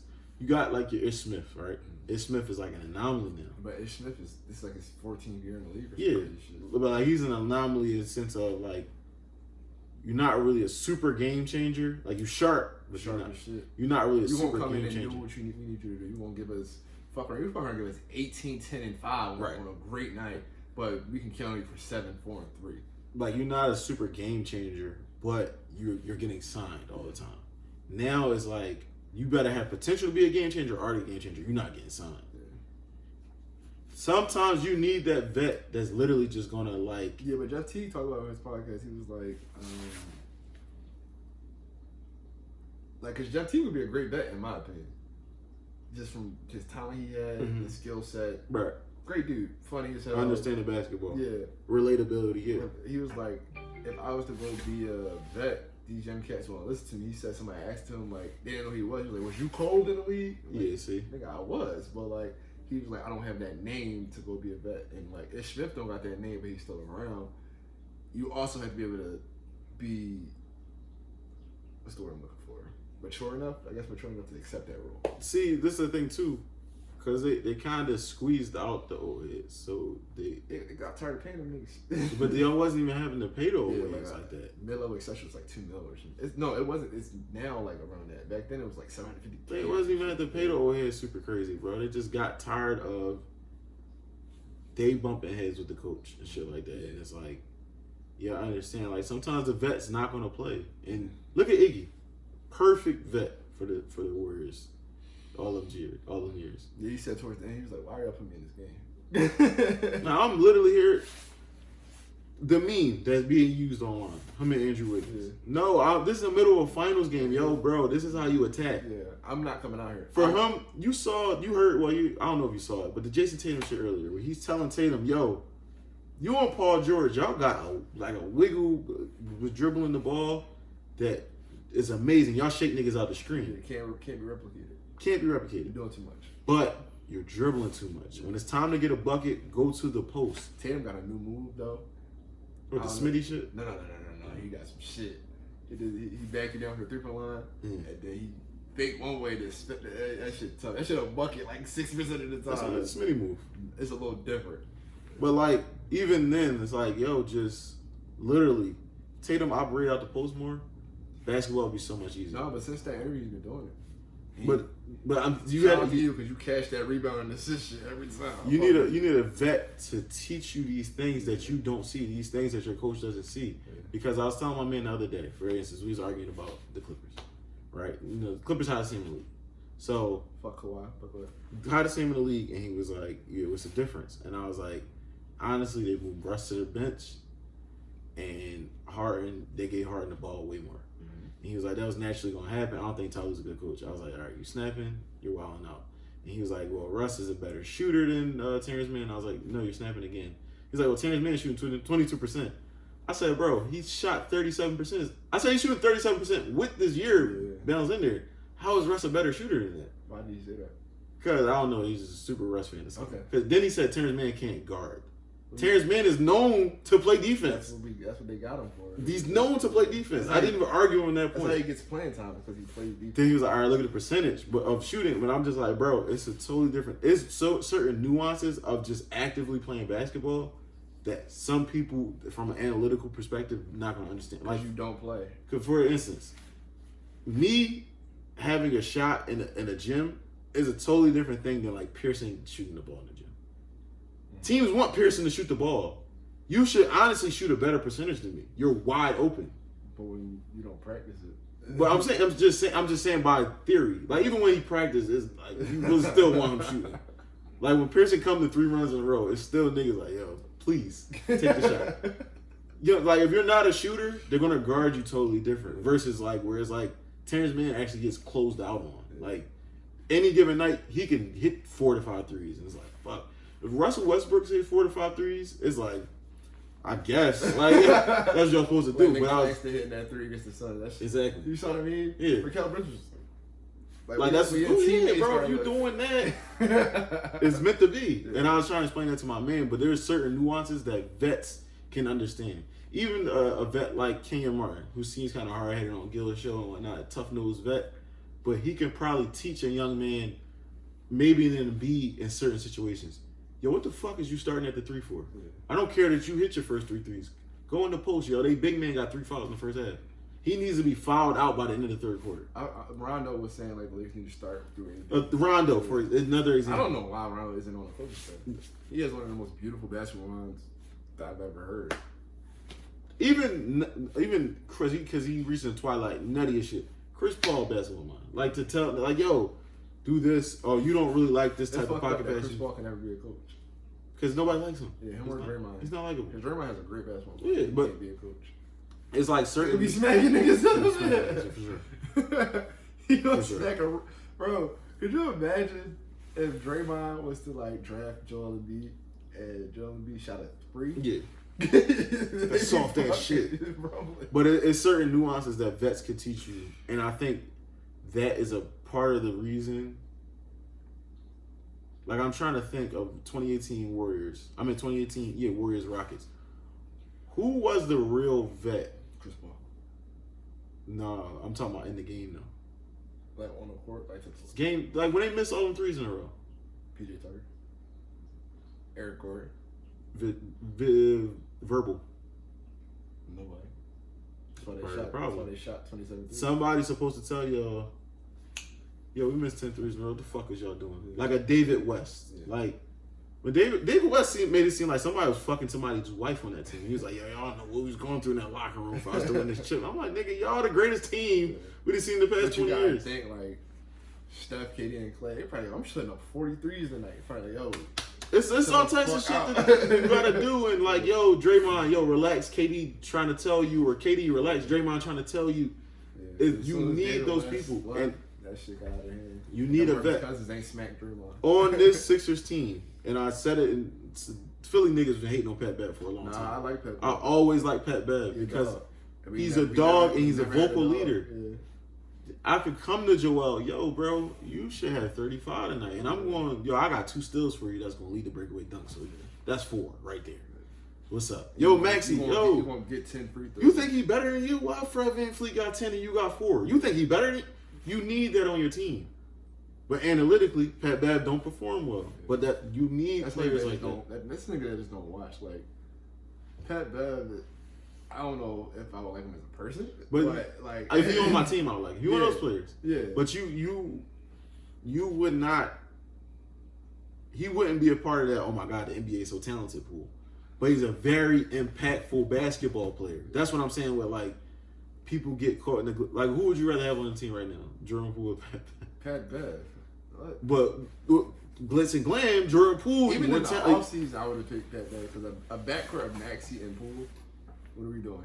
Like, yeah, when it look good, it's gonna look amazing. But average doing? night, Joel Embiid would probably be. So it's like things like that. And I just see these people talk basketball from a perspective of, oh, you really don't play like on any level. It's not, but you gotta realize it's not about basketball. They be attracted to these players. Yeah, because it's like certain things to like. I feel like the '90s, not perfect basketball, very nasty, very foul oriented. Still, they still getting that Piston shit out there. Because the Pistons was they Jordan rules. We can't fucking guard this nigga. So we're gonna knock his fucking head off. We're gonna knock this nigga head off. Which I think y'all should have faced some type of criminal charges for. That shit look crazy. The flagrant 2s was really just technical fouls back then. So you good. You get 2 of them a game. Yeah. Like you good. I give Michael Jordan props for like not getting like seriously injured. They were really taking that man out the air. Yeah. And Mike jumps very high. And that's a very long fall to the ground. He was just getting up. Like, I gotta give you props for that. And Scotty keep getting headaches, but that's a different story. But I feel like the league is just certain moments where I'm like, oh, this is amazing. Then there's certain moments it'd be like, this don't make no sense. Like 2018, they made a rule change to make the scoring go up, and everybody, like, oh my God, yeah, you can't even make a defense for this. You can. Yeah. It's just the league has made it so harder. You can't play defense. How hard it is to like play defense. You're automatic. You start off at it. And now they put it to the point. My man keeps saying like hand checking don't mean something. It means a lot. Yeah, if you can guide where I'm going, bro. Niggas in the league do sidestep, hezzy, blow by you, push off, behind the back. If I can hand check, I can at least feel where you're going and my body can react. If I'm just like this, I'm out here cha-cha. Dwayne Wade and Gilbert Arenas, 2 of the quickest first step guys we had in the league in the mid-2000s, right? They both in that interview said, when we got here and Gary Payton guarded us the first time, D-Wade, the Flash, said then known for his innovative footwork as far as being fast and twisting angles and whatnot, right? He said, yo, when Gary Payton guarded me, I wasn't doing none of the moves on my own. Since this nigga was so strong, he had his hand on my hip. He was controlling where I was going. Yeah. So we got Dwayne Wade on the top, you can argue top 3, at worst top 5 shooting guard ever, saying like, yo, hand checking means a fucking lot. Yeah. Especially from a strong defender. Like, bro, first you can't hand check me. Then when I bump you, I can swipe your hand down. Like Maxi I'm shit. getting 25. That's Maxi 2 and 1s a game right there. Yeah. Maxi do the shit where And you then run I'm into gonna you. go under your arm. Boom. I'm getting 6 free throws. It's We're like at 30. the game has you know what I mean? Like Joel gets a lot of shit, but he's playing within the rules. Yeah. Like he's playing within the rules. He's on a fucking heater right now, by the way. Joel, He's 40 playing points bullshit ass teams, but it's a lot. yeah, I don't know how they got this cupcake ass schedule right now. But for the last they played like the Pistons like 3 times, and the Hornets and like, but he is fucking. and then they played the Wizards back to back, then the Hornets, then the Pistons, then like come on. Yeah, he's fucking hooping. Then fucking Giannis had 64. Yeah, Miles Turner be getting whole. Yeah. 64, For 80, 40, and 20. 40 and 20, 64, and then 40 from Cat. Yeah. You know the 80 game didn't technically count though, right? They didn't count the session chip game, allegedly. Yeah, I thought that extra. I thought that counted, but Yeah. no, I don't think it counted. So He's yeah, been getting passed around like a cheap horse. yeah. Shout out to Halliburton because he made that team so much better. Yeah, he made did. that team so much better. But you know, he what's crazy? reinvigorated Miles Turner. You know what's crazy though? This is gonna sound insane. TJ McConnell showed what that offense could be if they had a talented point guard, and Tyrese Halliburton just took that shit to the next fucking level.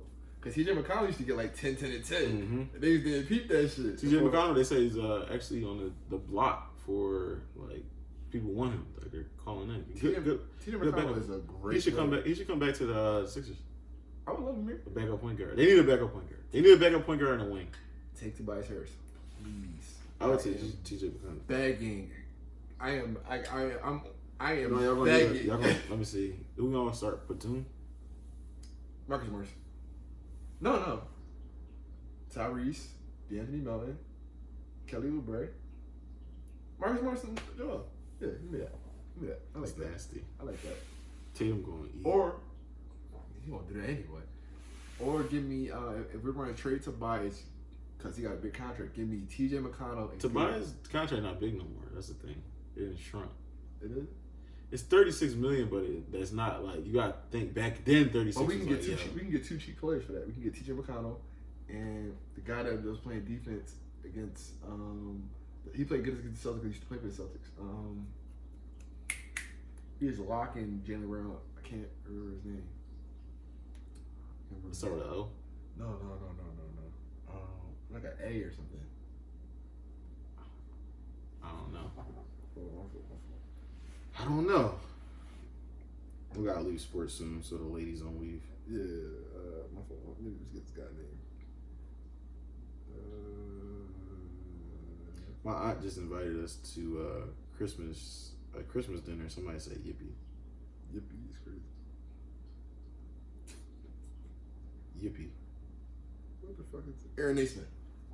Oh, I know you're talking Give about. me Aaron Naismith and T.J. McConnell. He wasn't on the Heat last year?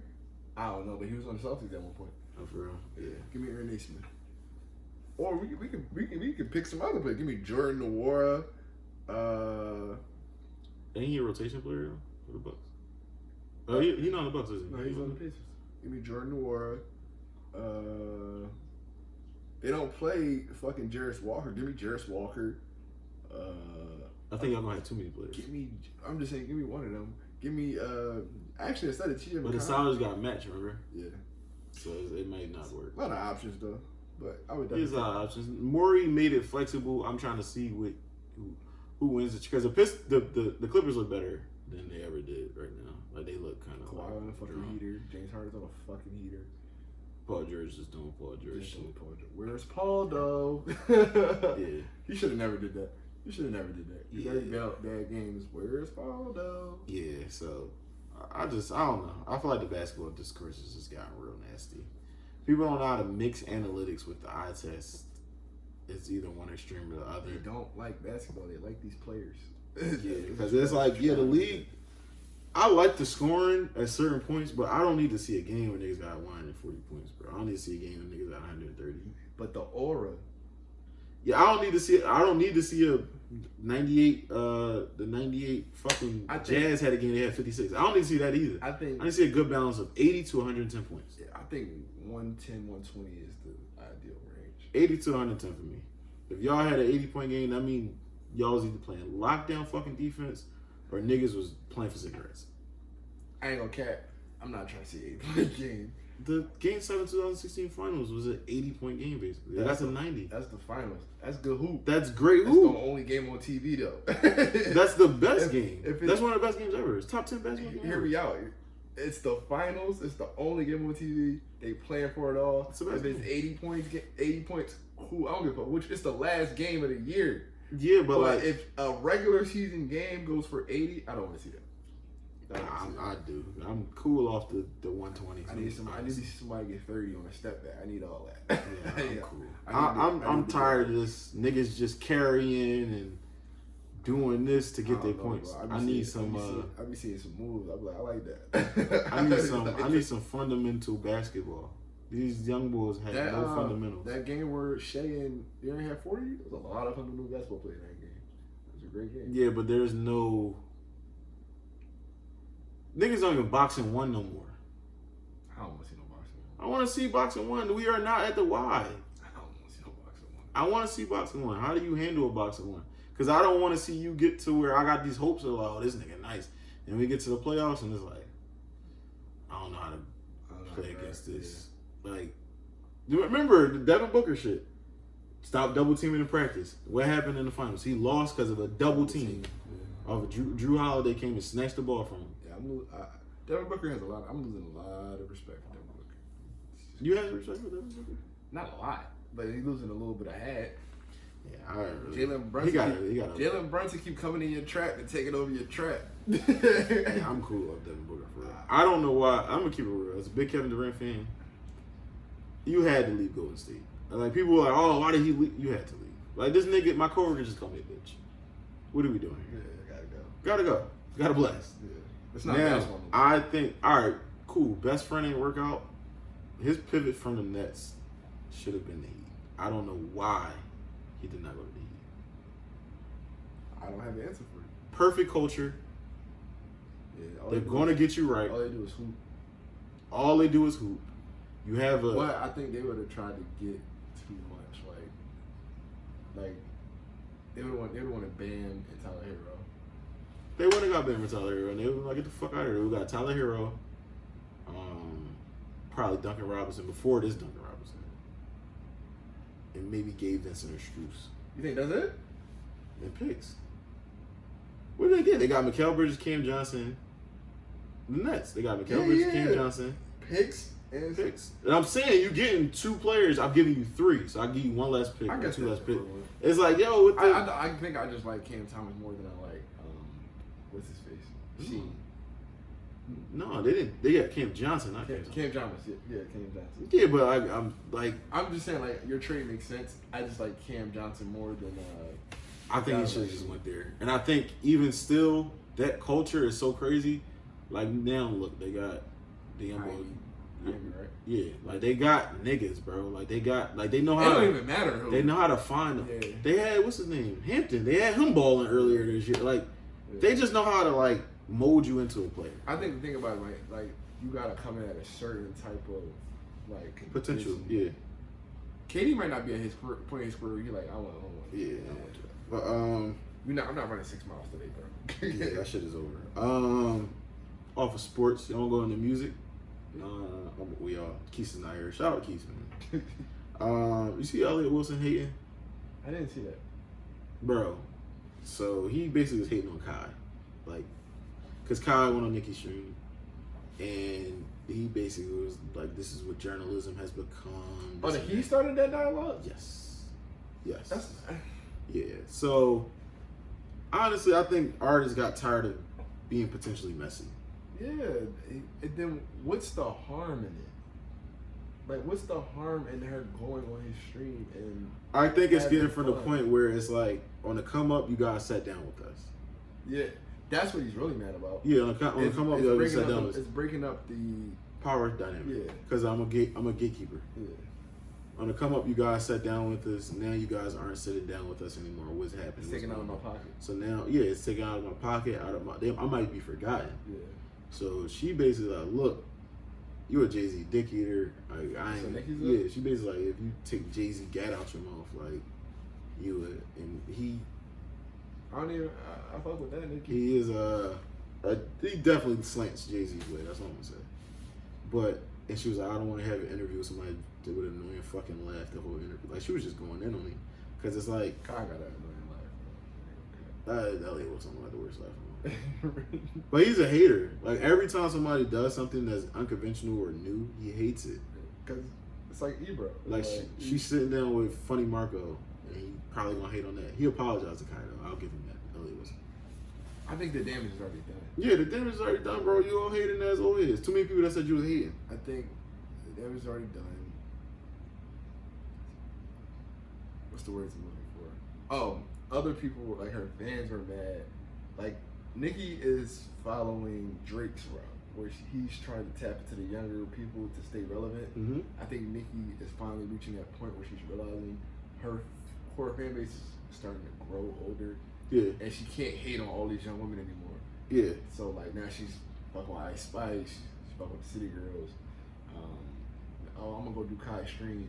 I'm gonna go sit with Funny Marco. I'm gonna do 250K first week. Clearly, this approach is working. I didn't list it out, but the whole album has like these young sounding beats. Yeah. This is gonna keep the money flowing into my pocket, and I think that's her approach. And I think people shouldn't hate on that. People should. It's like you said, like the changing of the guard, but both guards gotta sit with each other. The old guard and the new guard gotta start to sit with each other. Right. That's what I'm trying to do it, and I don't get that. Like I feel like you handle your shit right, you might get an interview with all. They might interview with all, because like Kai and Funny Marco is two different demographics, and then you can go to Elliot Wilson is a different demographic, and you can explain how I'm mixing.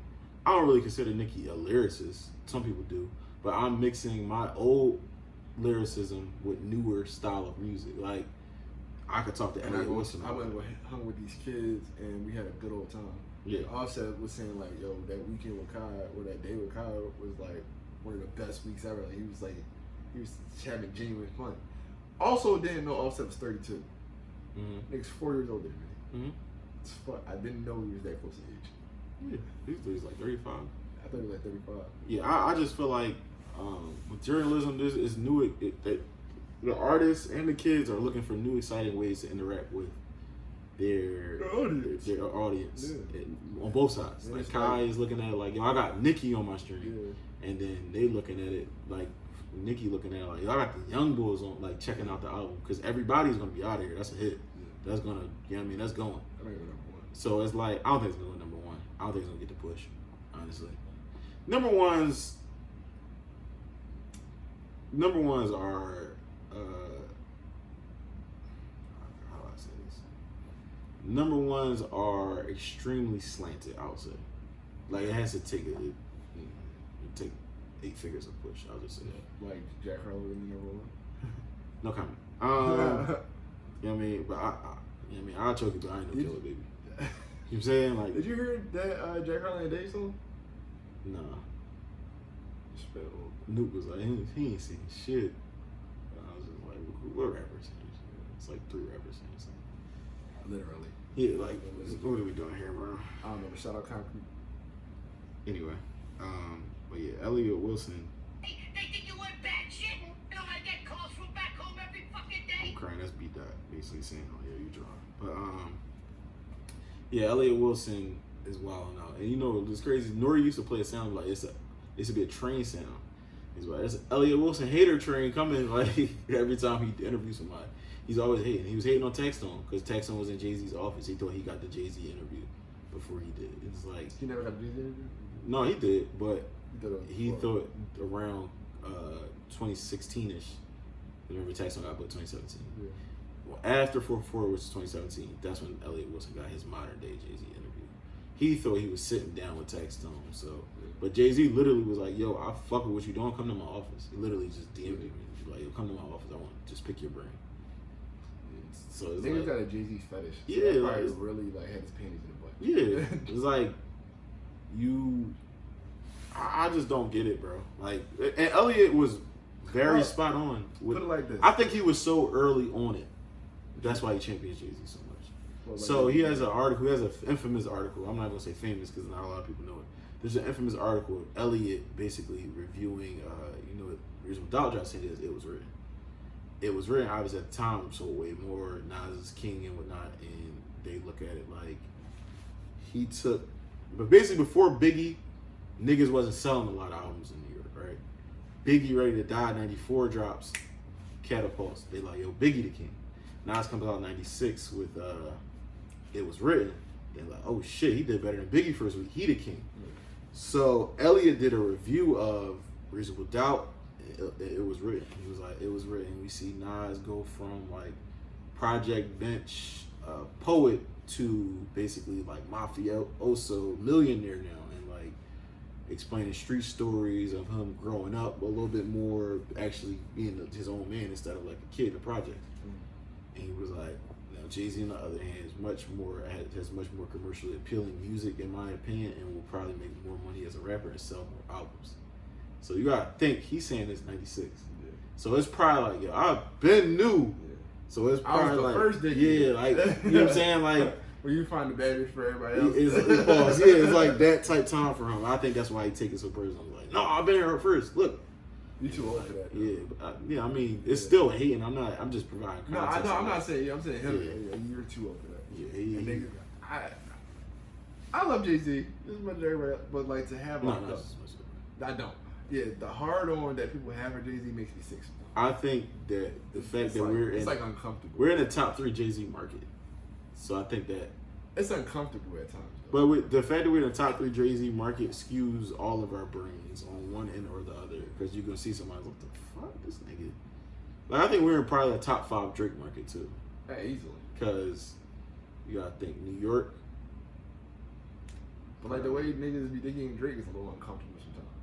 But I'm just saying, I'm trying to think of. You're absolutely right. I'm just saying, like, it's uncomfortable. We're in the Chad like just talked about it. The fake Drake that was DJing, bro. I was watching the video. I'm like, I don't know if this is really Drake or not. We're in the second biggest Jeezy market.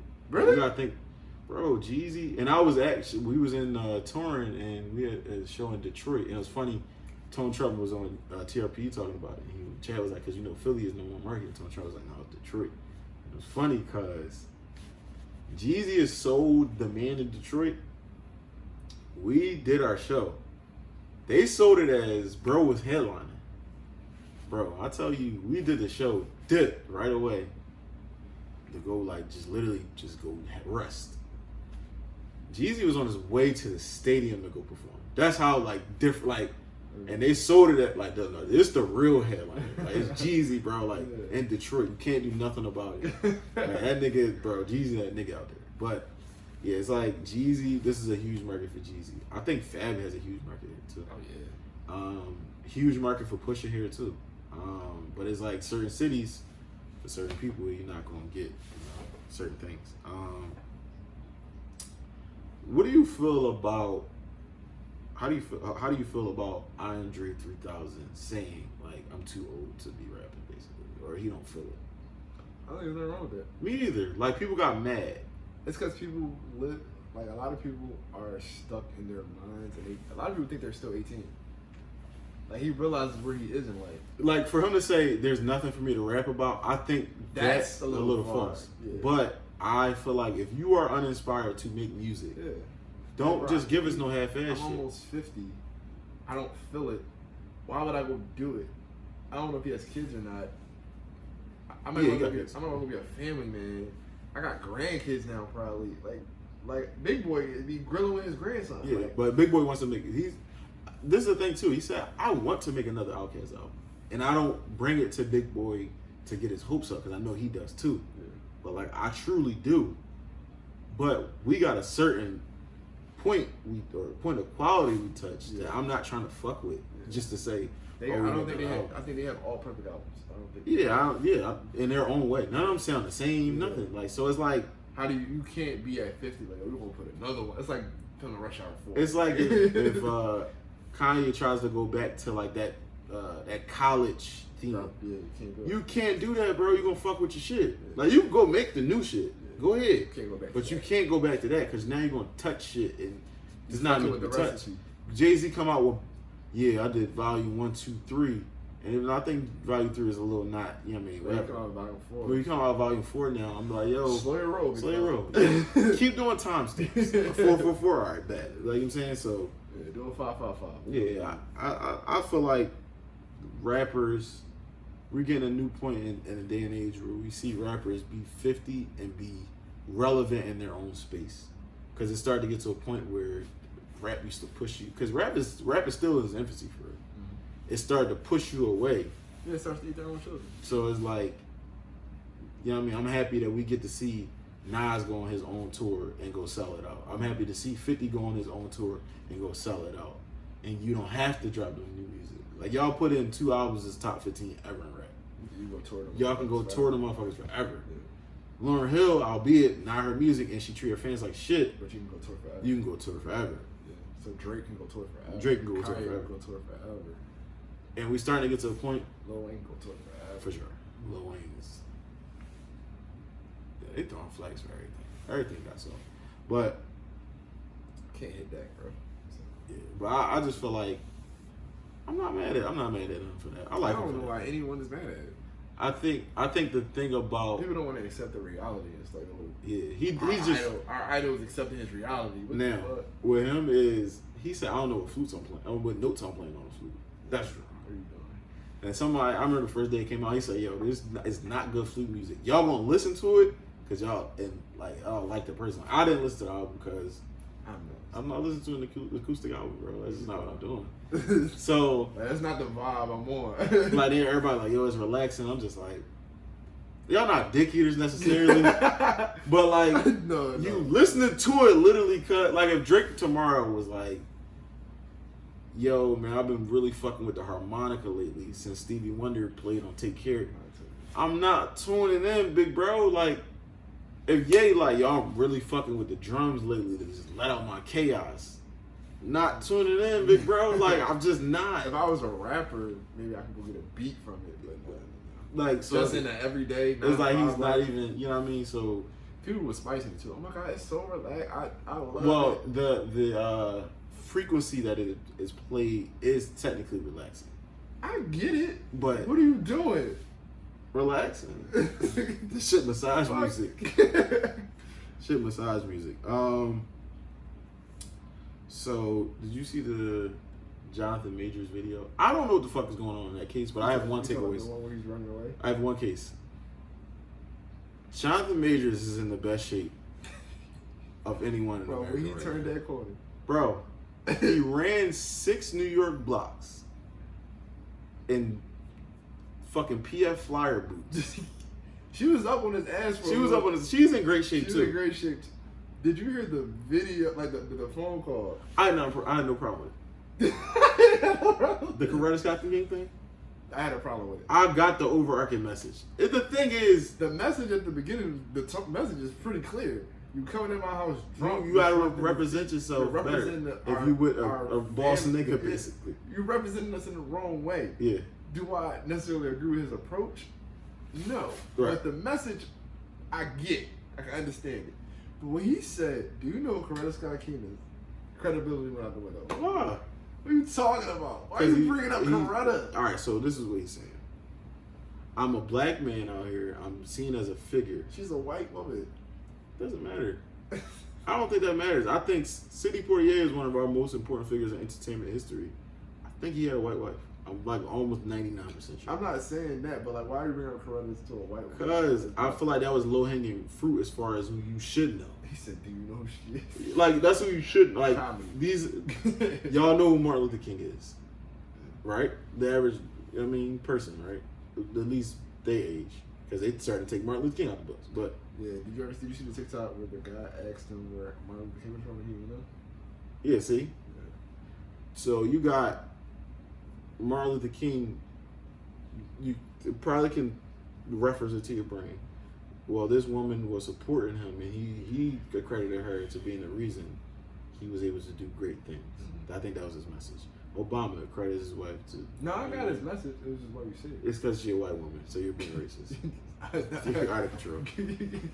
All right, so I got the message. Just why did you say it? You are out of control. And then you ran from her. What are you doing? Well, this is the thing. Why I say I'm scared of white women. I'm afraid of them. So you all in that? Yeah, for sure. Because a white woman with tears is the most dangerous woman on earth. You never know. We're seeing that currently. Yeah, so you got to get the fuck out of here. So, but he got out there. I don't know what's going on. What you mean? I don't. when they release, the more and more text they release, I'm leaning towards he hit her.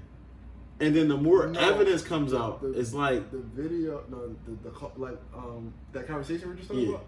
I think he hits her, but then the more evidence comes out, it's like he didn't hit her. And it's like, yo, what the fuck? Like I don't know. I need to know. Yeah, it's very confusing to me. But then he's running from her, so it's like that's not the trait of a man who hits a woman. Yeah, or what if he socked her and ran? He was afraid. Just go ahead back. He fucking snuck her and dipped. He out of pocket. He's gonna lock him the fuck up. He fucking snuck her and dipped, bro. Yeah, that's not the act of it. Not funny, but that he snuck her and got his back. So, bro, the way he's only never get your back. Bro, he was hauling ass. Then they had the video in his apartment. They had the boots. It was like 4 pair of boots. They said, "Oh, this nigga dead serious." This isn't an act. This is really bro.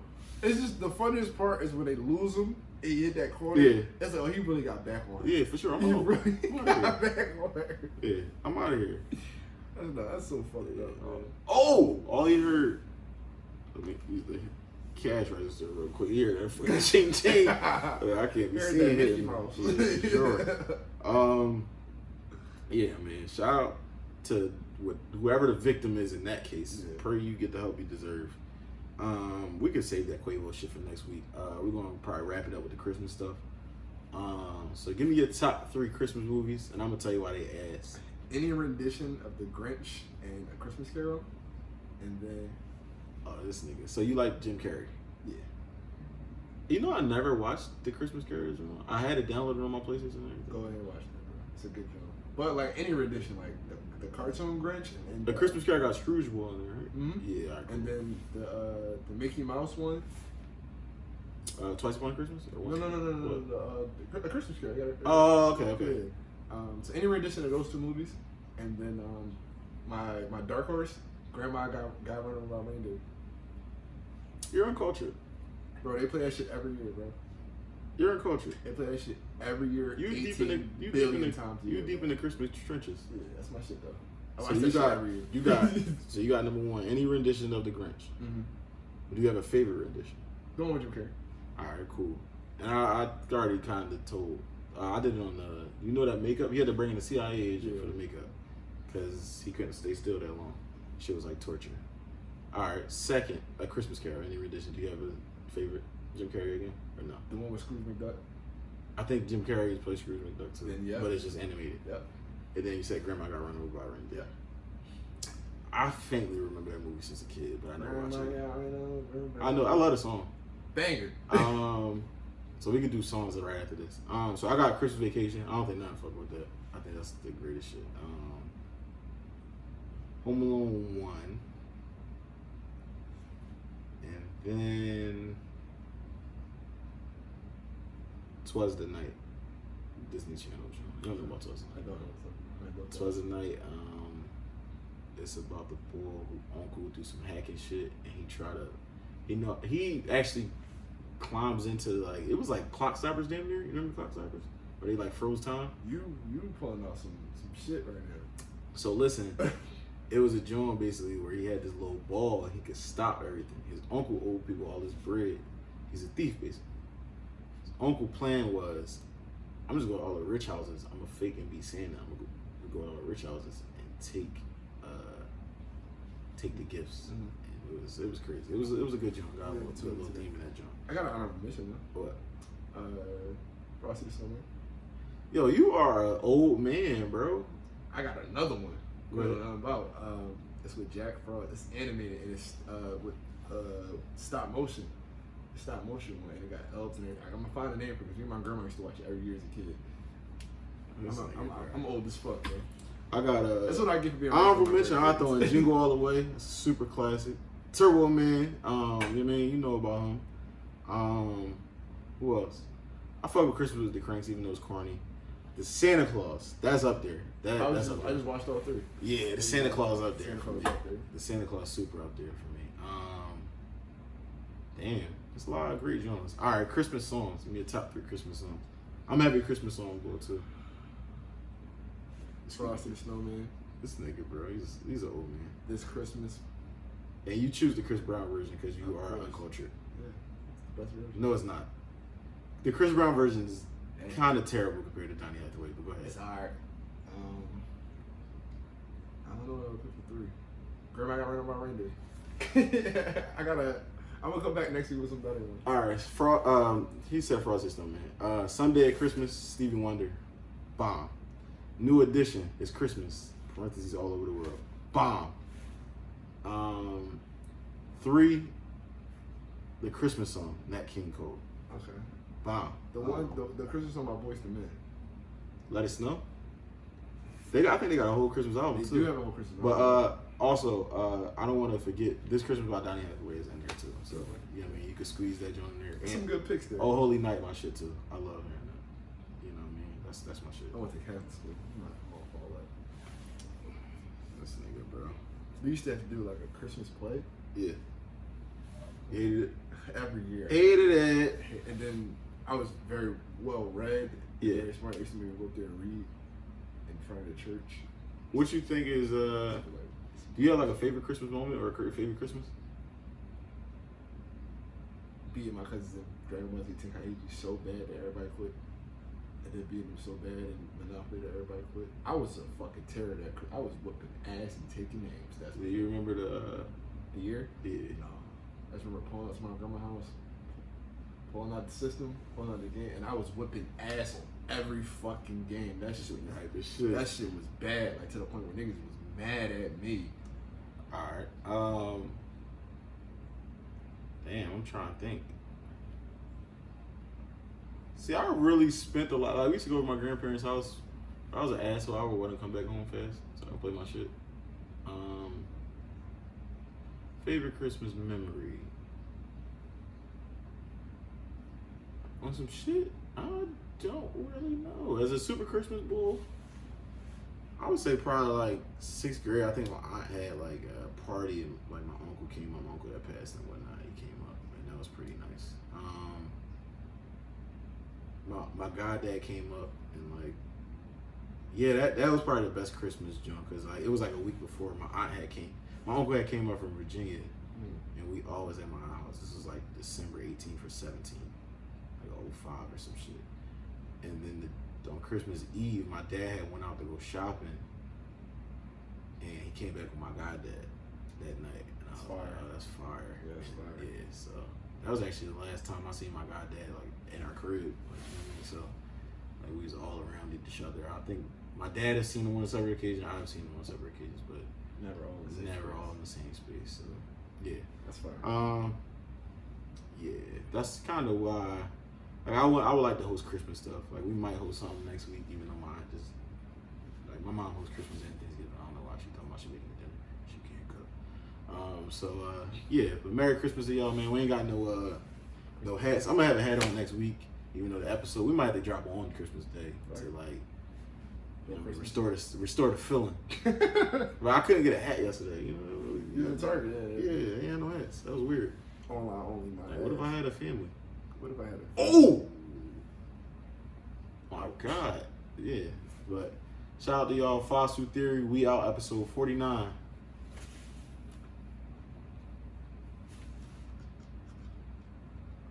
Yo, helmet. Why do you?